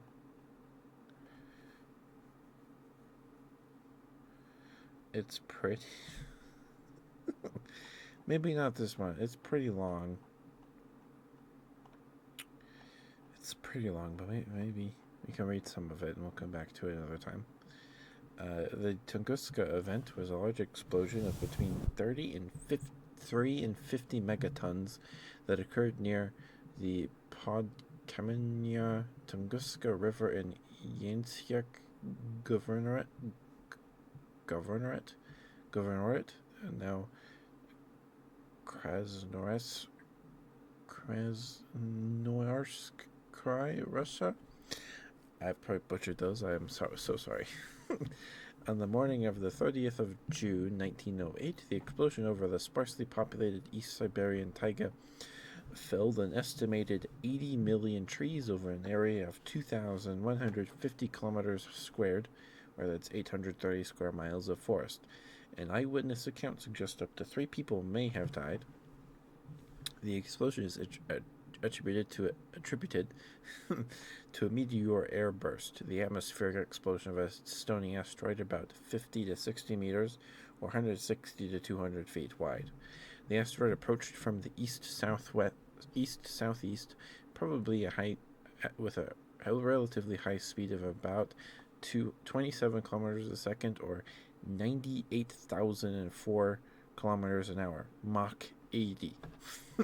Though the incident is classified as an impact event, the object is thought to have exploded at an altitude of 5 to 10 kilometers, 3 to 6 miles, rather than hitting the Earth's surface, leaving no impact crater.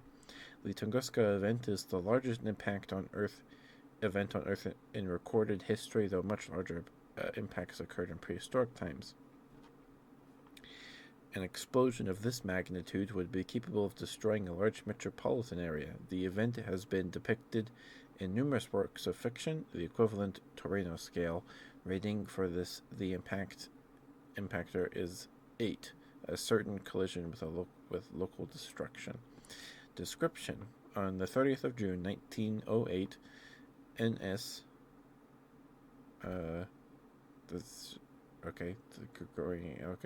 cited as the 17th of June, 1908 OS. So that's NS is the Gregorian calendar, OS is the Julian calendar. Okay. Before the implementation of the Soviet calendar in 1918, at around 7:17 a.m. local time, Evenki natives and Russian settlers in the hills northwest of Lake Baikal observed a bluish light, nearly as bright as the sun, moving across the sky and leaving a thin trail. Closer to the horizon, there was a flash, producing a billowing cloud, followed by a pillar of fire that cast a red light on the landscape. The pillar split in two and faded, turning to black. About 10 minutes later, there was a sound similar to artillery fire. Eyewitnesses closer to the explosion reported that the source of the sound moved from the east to the north of them. The sounds were accompanied by a shock wave that knocked people off their feet and broke windows hundreds of kilometers away. The explosion registered at seismic stations across Eurasia, and airwaves from the blast were detected in Germany, Denmark, Croatia, and the United Kingdom, and as far away as Latvia, Dutch East Indies, and Washington, D.C. It is estimated that in some places the resulting shockwave was equivalent to an earthquake measuring 5.0 on the Richter scale. Over the next few days, night skies in Asia and Europe were aglow. There are contemporaneous reports of brightly lit photographs being successfully taken at midnight without the aid of flashbulbs. In Sweden and Scotland, it has been theorized that this sustained glowing effect was due to the light passing through high-altitude ice particles that had formed at extremely low temperatures as a result of the explosion, a phenomenon that decades later was reproduced by space shuttles. In the United States, the Smithsonian Astrophysical Observatory program at the Mount Wilson Observatory in California observed a months-long decrease in atmospheric transparency consistent with an increase in suspended dust particles. Selected eyewitness reports.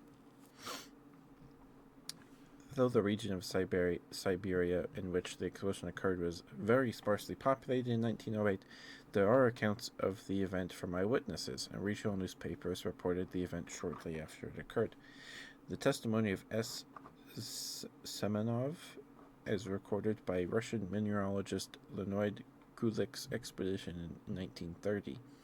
At breakfast time, I was sitting by the house at Vonavara trading post, approximately 65 kilometers or 40 miles south of the explosion, facing north. I suddenly saw that directly to the north, over Uncle's Tunguska Road, a sky split in two, and fire appeared high and wide over the forest, as Semenov showed about 50 degrees up. Expedition note. The split in the sky grew larger, and the entire northern side was covered with fire. At that moment, I became so hot that I couldn't bear it, as if my shirt was on fire. From the northern side, where the fire was, came strong heat. I wanted to tear off my shirt and throw it down, but the sky shut closed, and a strong thump sounded. I was thrown a few meters. I lost my senses for a moment, but then my wife ran out and led me to the house. After that, such noise came. Such noise came, as if rocks were falling or cannons were firing. The earth shook, and when I was on the ground, I pressed my head down, fearing rocks would smash it. When the sky opened up, hot wind raced between the houses, like from cannons, which left traces in the ground like pathways, and it damaged some crops. Later we saw that many windows were shattered, and in the barn, a part of the iron lock snapped. Testimony of Chuchan of the Shenyagir tribe, as recorded by I.M. Suslov, 1926. We had a hut by the river, and with my brother Chikarin, we were sleeping. Suddenly we both woke up at the same time. Somebody shoved us. We heard whistling and felt strong wind. Chikarin said, "Can you hear all those birds flying overhead?" We were both in the hut, couldn't see what was going on outside. Suddenly I got shoved again, this time so hard I fell into the fire. I got scared. Chikarin got scared too. We started crying out for father, mother, brother, but no one answered. There was a noise beyond the hut. We could hear trees falling down. Chikarin and I got out of our sleeping bags and wanted to run out, but then the thunder struck. This was the first thunder. The earth began to move and rock. The wind hit our hut and knocked it over. My body was pushed down by sticks, but my head was in the clear. Then I saw a wonder. Trees were falling like branches. The branches were on fire. It became mighty bright. How can I say this? As if there was a second sun. My eyes were hurting. I even closed them. It was like what the Russians call lightning. And immediately there was a loud thunderclap. This was the second thunder. The morning was sunny. There were no clouds. Our sun was shining brightly as usual, and suddenly there came a second one. Chakara and I had some difficulty getting out from under the remains of our hut. Then we saw that Then we saw that above, but in a different place. There was another flash. A loud thunder came. This was the third thunder strike. Wind came again, knocked us off our feet, struck the fallen trees. We looked at the fallen trees, watched the tree tops get snapped off, watched the fires. Suddenly Chirkaran yelled, "Look up!" and pointed with his hand. I looked there and saw another flash, and it made another thunder, but the noise was less than before. This was the fourth strike, like normal thunder. Now I remember well there was also one more thunder strike, but it was small and somewhere far away where the sun goes to sleep. That was vivid. that was vivid. Oh my goodness. Sheesh. That was vivid. Holy moly. Okay. And we have some more. Okay. The Siberian newspaper, the 2nd of July, 1908.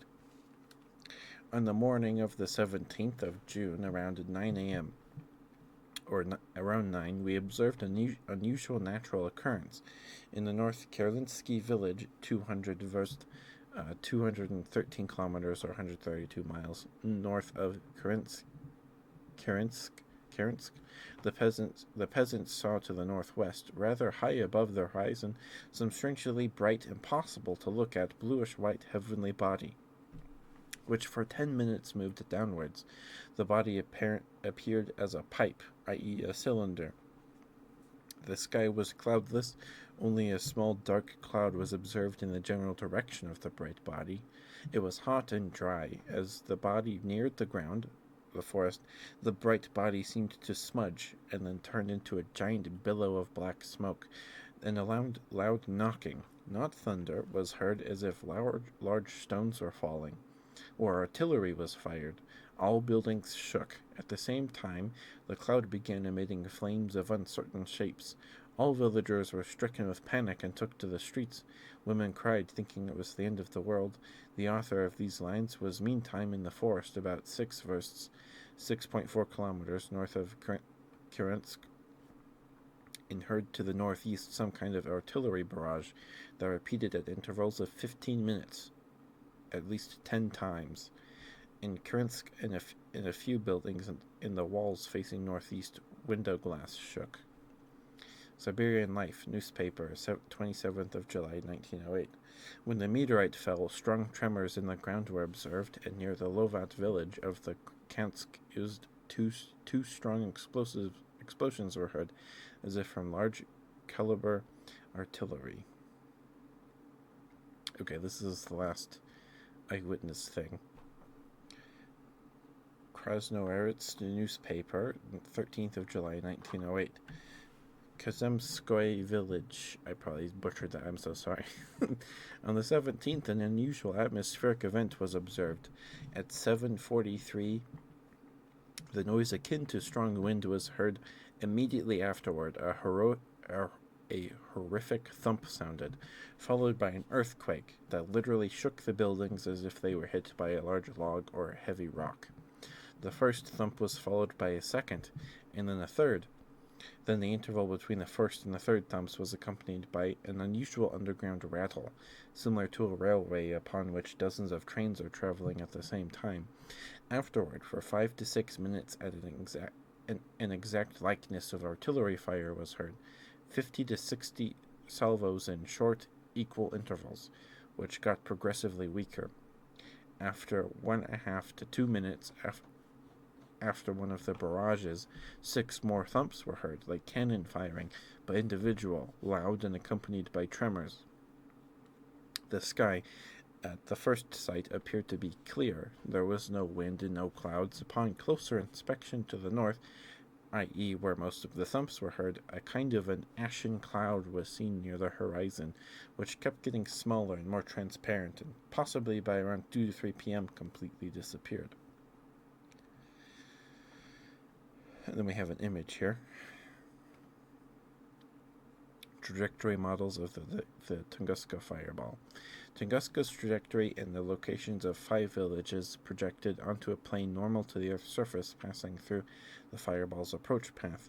The scale was given by an an adopted beginning height of 100 kilometers. 3 zenith angles ZR of the apparent radiant are assumed, and the trajectories plotted by the solid, dashed, and dotted lines respectively. The parenthesized data are the distances of the locations from the plane of projection.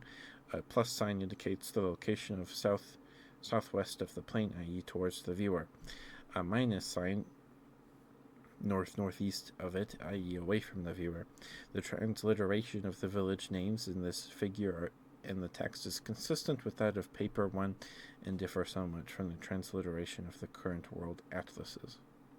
So it shows the impact and how close it is to these other cities. Very interesting.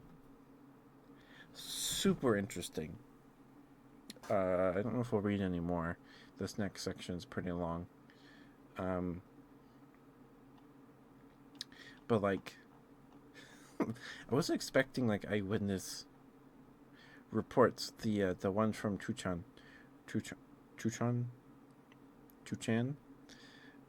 like that was so vivid. That was described so vividly. That was crazy. That was nuts. That was crazy. But like, how big was the rock? How big was it?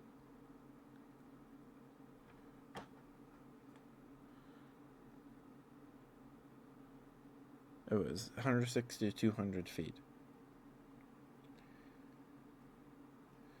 That's okay. And how big was the asteroid that ended the KPG asteroid?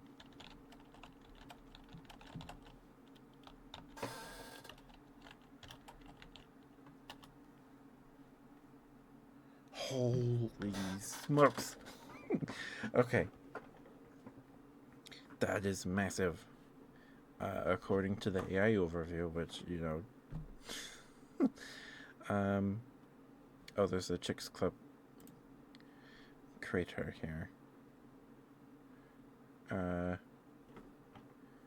Let's see.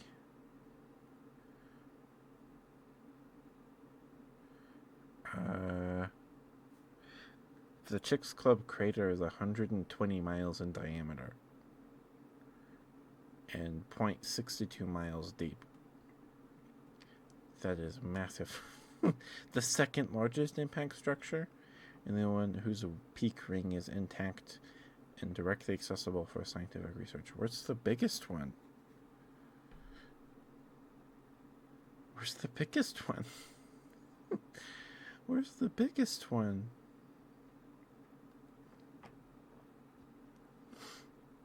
Okay, maybe we'll have to read the Chicks Club crater one instead. Okay, but the asteroid, 10 to 15 kilometers wide. That's 6.2 to 9.3 miles in diameter. And the one that did all this in the Tunguska event was 160 to 200 feet. That's still pretty big. But that one didn't even hit impact. It exploded in atmosphere, going Mach 80. And it did all that. That's terrifying and very cool at the same time.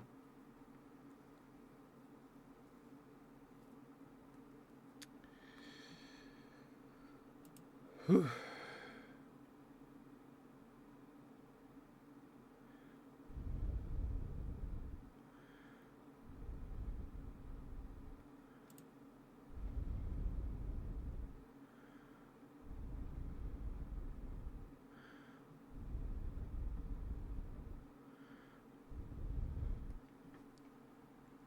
Okay, anyway, sorry. It was just very interesting to me. Like, so, like, the theropod dinosaurs might still be here. Like, the Triceratops, Ankylosaurus, they might all still be here, or some form of dinosaur besides birds might still be around here if almost 10-mile wide rock did not smack into the face of the Earth that long ago. It's just crazy. It's so cool. It's so cool. And we could still observe the impact crater, and it's the second largest. What's the largest impact crater on Earth? The Verdefort crater, located in South Africa near Johannesburg, is estimated to be around 300 kilometers in diameter and formed roughly 2 billion years ago. Okay.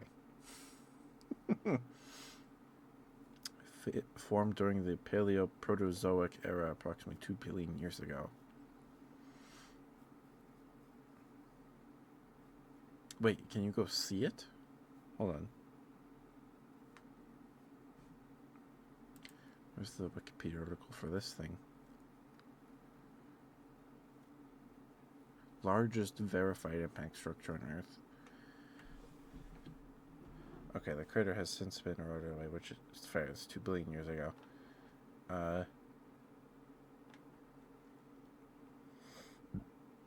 Excuse me, sorry.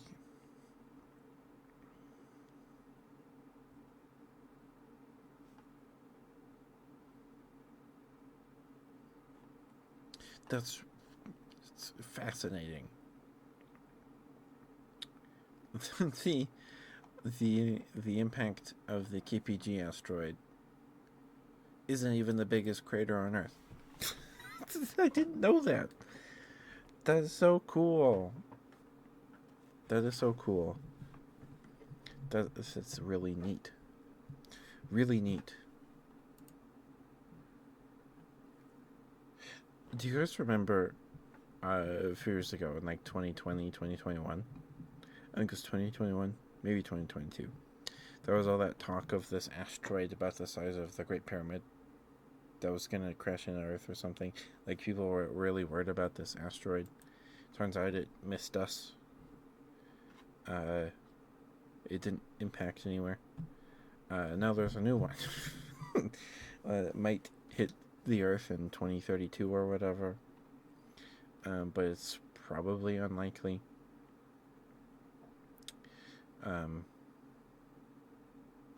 Anyway, man, I was not prepared for Chuchan's account. the Tunguska event. Hi, Maury. Mwah. Hi, sweetheart. How are you? I'm doing all right. It was late tonight. Dinner took a while to cook, and then it took me a bit to eat it. And so it didn't start stream till like 9 p.m. So like an hour and a half. We had pork chops, mashed potatoes, with gravy, boxed stuffing, and some vegetables. It is yummy. Oh, and some rolls.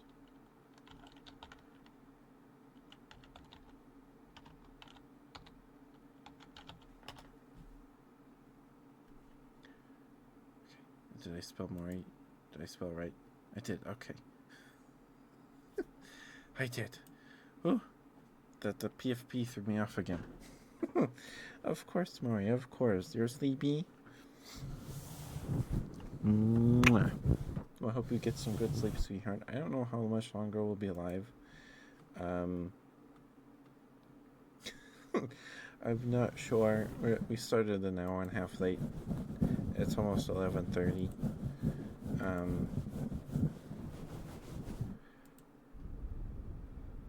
So we'll probably call it a night here in a few minutes. But so last call for triggers or anything.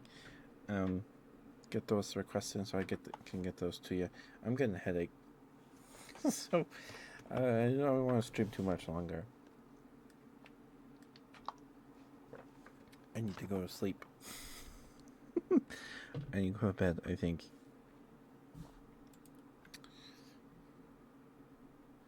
Okay, fast scratches. Okay. We were So before you got here, Maury, we were reading the Wikipedia page for the Tunguska event, which happened in 1908 in Siberia. An asteroid about 160 to 200 feet long or wide did not make impact with the Earth. It burned up in the atmosphere, but it let's see, it knocked over 80 million trees over a 830 square mile area, or 2,150 kilometers squared, if you prefer kilometers. And it was moving at about Mach 80. That's 27 kilometers a second, or 98,400 or 4 kilometers an hour.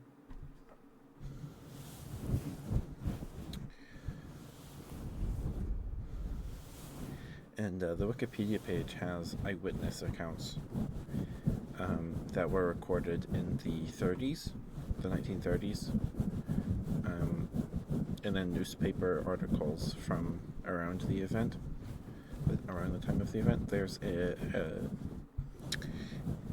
an account by someone named Chuchan,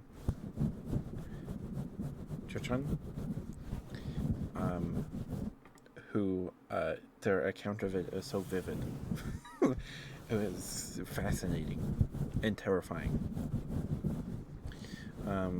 And it got me curious, so I looked up how big the KPG asteroid is, the one that ended the Cretaceous, kill all the dinosaurs, right?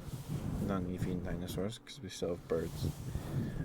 That rock was like 6.3 to 9.2 miles wide. I think it was massive. A huge rock, just massive. And that's not even the largest. Like, I didn't know this, but so the Chicks Club crater, you can go. We can still see it. It's still there, but it's not the largest impact structure on Earth. The largest one is in Africa, and it is 2 billion years old.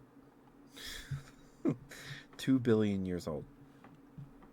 The structure itself is pretty much all eroded away, but we can still see like the impacted bedrock. It is just huge, which is crazy. It's nuts. It's nuts. And the rock that caused the Tunguska event is not even a mile wide. It's maybe 200 feet wide, estimated, because there's nothing left of it. It all exploded in the atmosphere. And that burned 130 square miles of forest. And it wasn't even 300 feet. 160, 200. That's nuts. And terrifying. And I don't know if you remember, Maury, but there was a lot of talk a few years ago, like 2021. I think it was 2022, maybe. Because I remember, it was like this big story. When I was getting my glasses, I went in to the eye doctor for an eye exam, because I had previously gone to the DMV, and I failed the eye test thing at the counter. You look into these little like binocular things and do an eye test in there, and I failed it, or passed it barely, and the lady behind the counter was like, maybe you should go get your eyes checked. I was like, oh, okay. Turns out I need glasses. But I remember I was sitting there in like the waiting room or something with my mom, after I got like my eyes dilated or something for the eye test, and there was an article that there was an asteroid like about the size of one of the Great Pyramids, and it missed us. It did not impact the Earth, but it was like a big talk. It was a big talking thing, big deal around that time. Now there's that one that if it does hit us, it'll hit us in like 2032. If it does at all, and we might be able to repel it by then. I don't know. How big is that one? How big is that one? I think I saw it was 300 feet. But it's estimated to hit somewhere around the equator. So it could just land in the ocean and cause a tsunami. I don't know.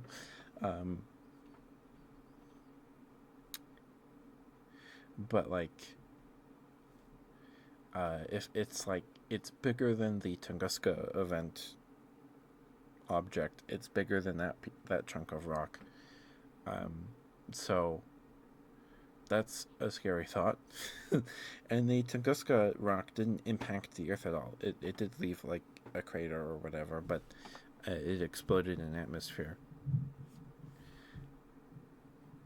And so that's kind of scary. But that's in 2032. That's future me's problem. And even if it is, there's nothing I can do about it. There's not really a point in being worried about it at all. Because there's nothing I can do about it. You can be, does that make sense? It's just going, if it happens, it happens, and stuff's gonna go down. But it's probably not going to impact us because apparently, as NASA pays attention to this rock, it is looking less and less likely that it'll hit us. So, and I imagine that's less than 10 years. In like 7 years? 8 years? Not 8 years. 8 years? I imagine somebody's going to be able to repel it. Maybe. Anyway, I just thought it was really interesting. I looked this up because the Tunguska event is important to like one of my favorite video games lore. It's like, oh, what's that? Oh. Okay. Excuse me.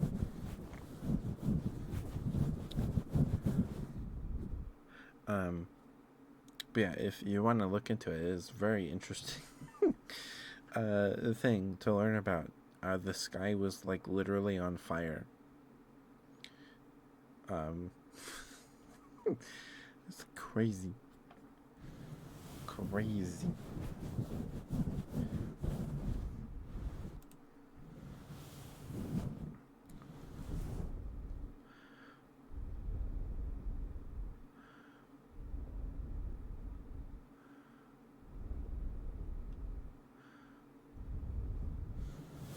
Your brain is shocked. I don't want to keep you up with the thoughts of the scary asteroid or anything. I'm sorry. I just find it fascinating. Here's your first scratches. Here's your scratches. Mwah. Mwah. Mwah. Mwah.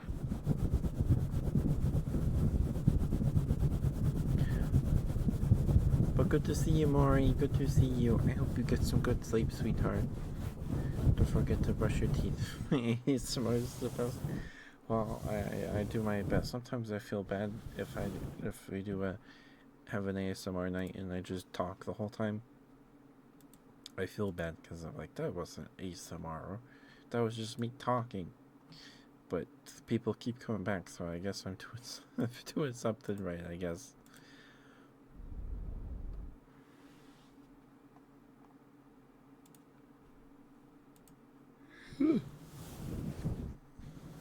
It is? Well, I appreciate you, Maury. Because I'll watch some, like, clips back or something like that. And I'll be like, man, I sound like a goober. An absolute goober. Because, you know, your voice sounds deeper to you than it actually is. Because your vocal cords are vibrating your skull and your body, right? So, and it's resonating differently in your ears because it's coming from it, inside or whatever. Right. So it sounds deeper in your head. And then you hear a recording of your voice. Like, man, I sound like a chipmunk.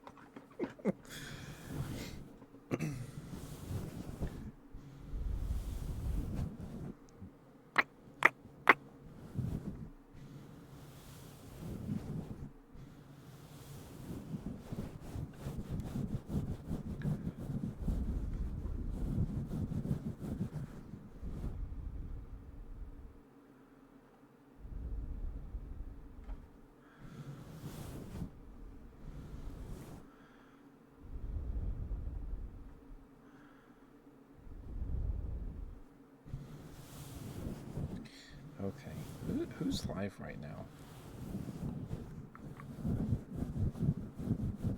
Is Aya's live? Kaya's live. I haven't seen Kaya in a while. I don't think we've rated Kaya in a while. Go say hi to Kaya.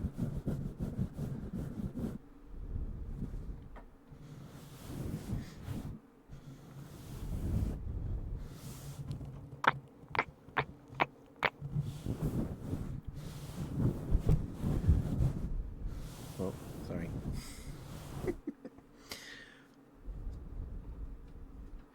Like, okay. Sorry, I just like thinking about it. It's just cool. So a rock about 200 feet wide knocked over 830 square miles of forest, and one that's almost 10 miles wide caused effectively a nuclear winter for a couple thousand years or a couple hundred years. And killed anything bigger than like a dog. Any animal bigger than like a dog, it went extinct. Something like that. Any animal above a certain size category went extinct. And it impacted. It caused tsunamis. It caused probably. I think pretty sure. Let's look it up. Let's make sure.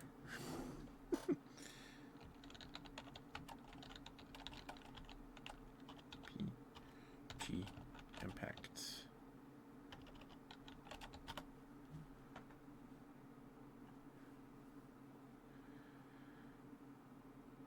Tsunamis, wildfires, and long-term consequences like climate change and impact winter. Yeah. And like the KPG extinction is not even the worst extinction we know of. The Great Dying. Everybody knows about the Great Dying. It was like, okay, let me look it up. I gotta get the number right. The Great Dying. It was not caused by an impact.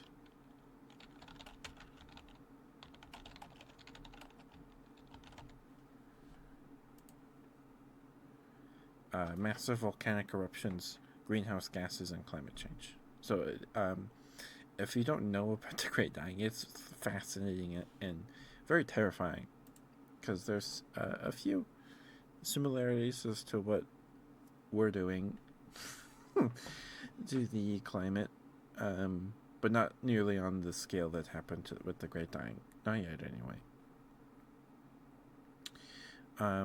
So, first we had volcanism. Massive volcanoes. Like, there's a chunk of the Siberian Traps that is just, like, basalt. Like, just this massive chunk of Russia. Layer of Russian rock is just basalt from volcanoes. Constantly active volcanoes. And then the oceans became acidic. So, okay, here we go. 90% of marine species went extinct, and 70% of land animals went extinct. And it's scary because the ocean literally became soup. It was, I mean, it's technically soup right now, but like, it was full of dead things. I just really like learning about this stuff. It's fascinating to me.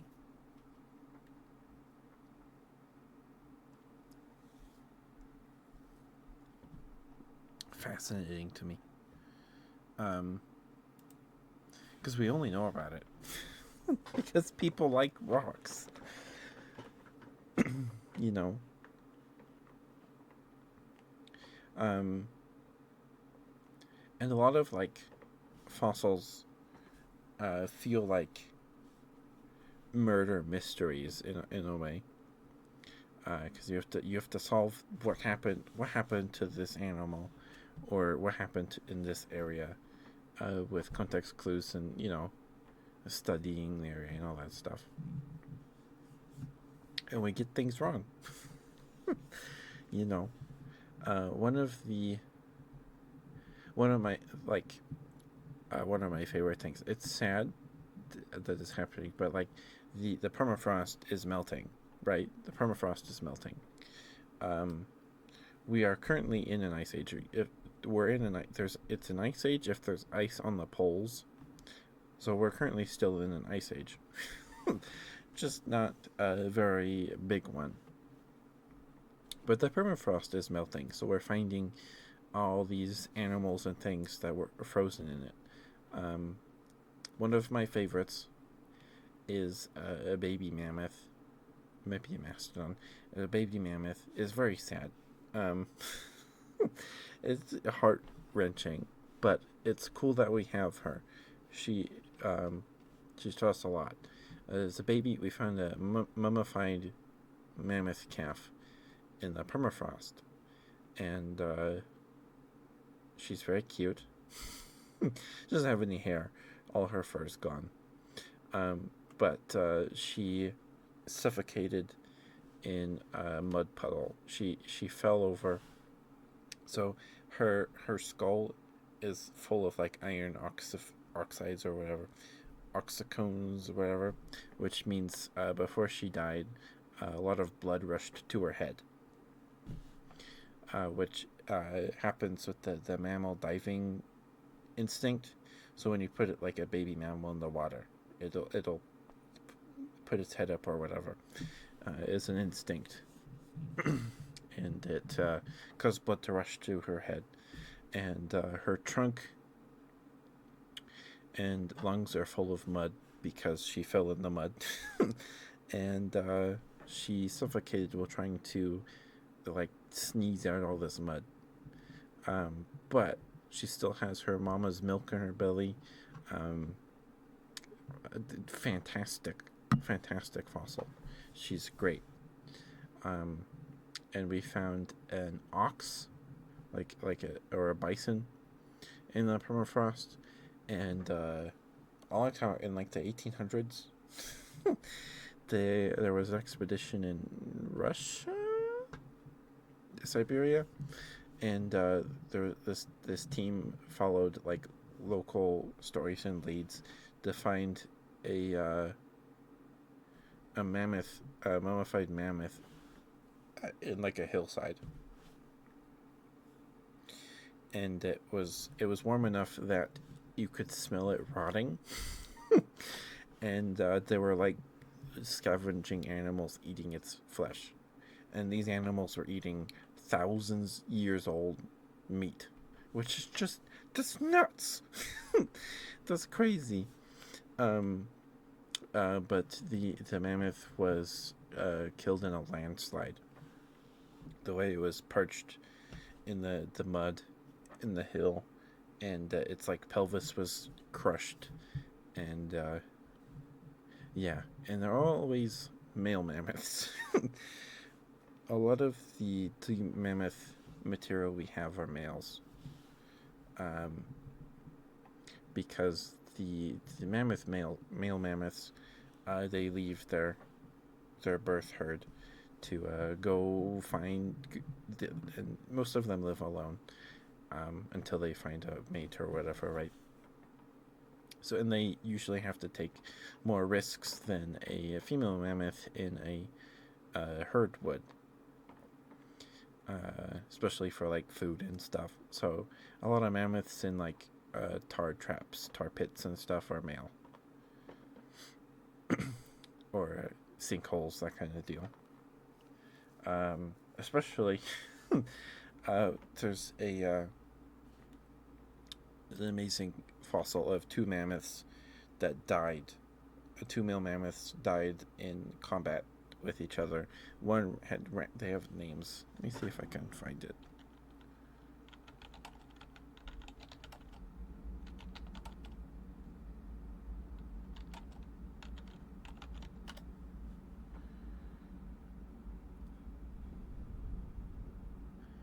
Where are they?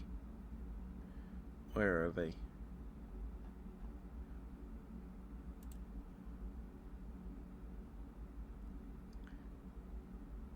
Yeah, so we found them tangled with their tusks tangled, and one had skewered the end of one of their tusks through the other's eye socket.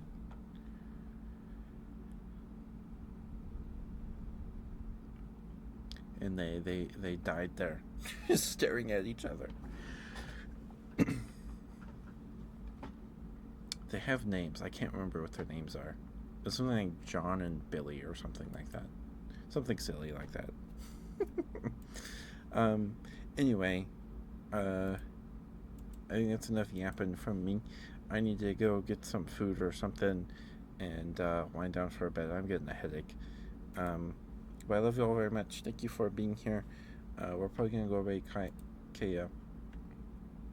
Give me a second to swap my headphones, and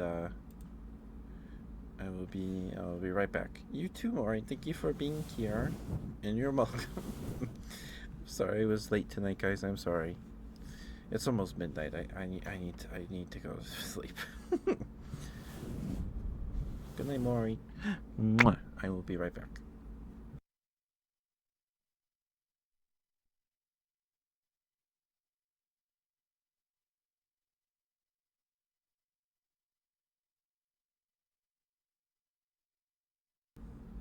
Okay.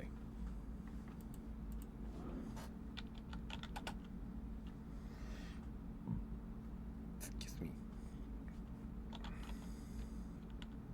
Make sure I spell this right.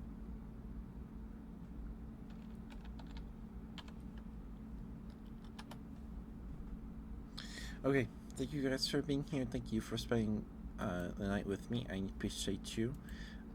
Sorry I was sorry I was late.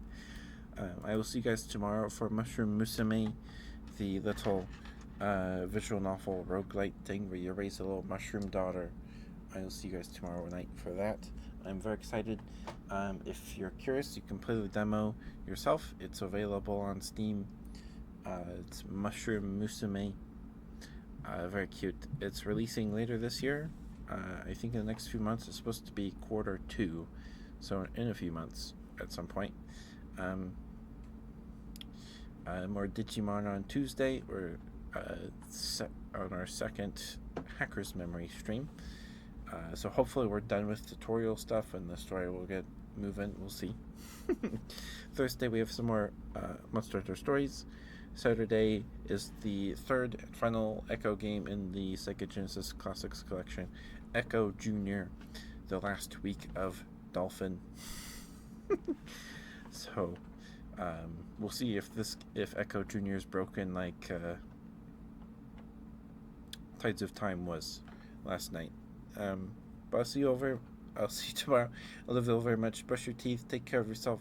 Good night, Maury. Good night, everybody. Bye bye. Mwah.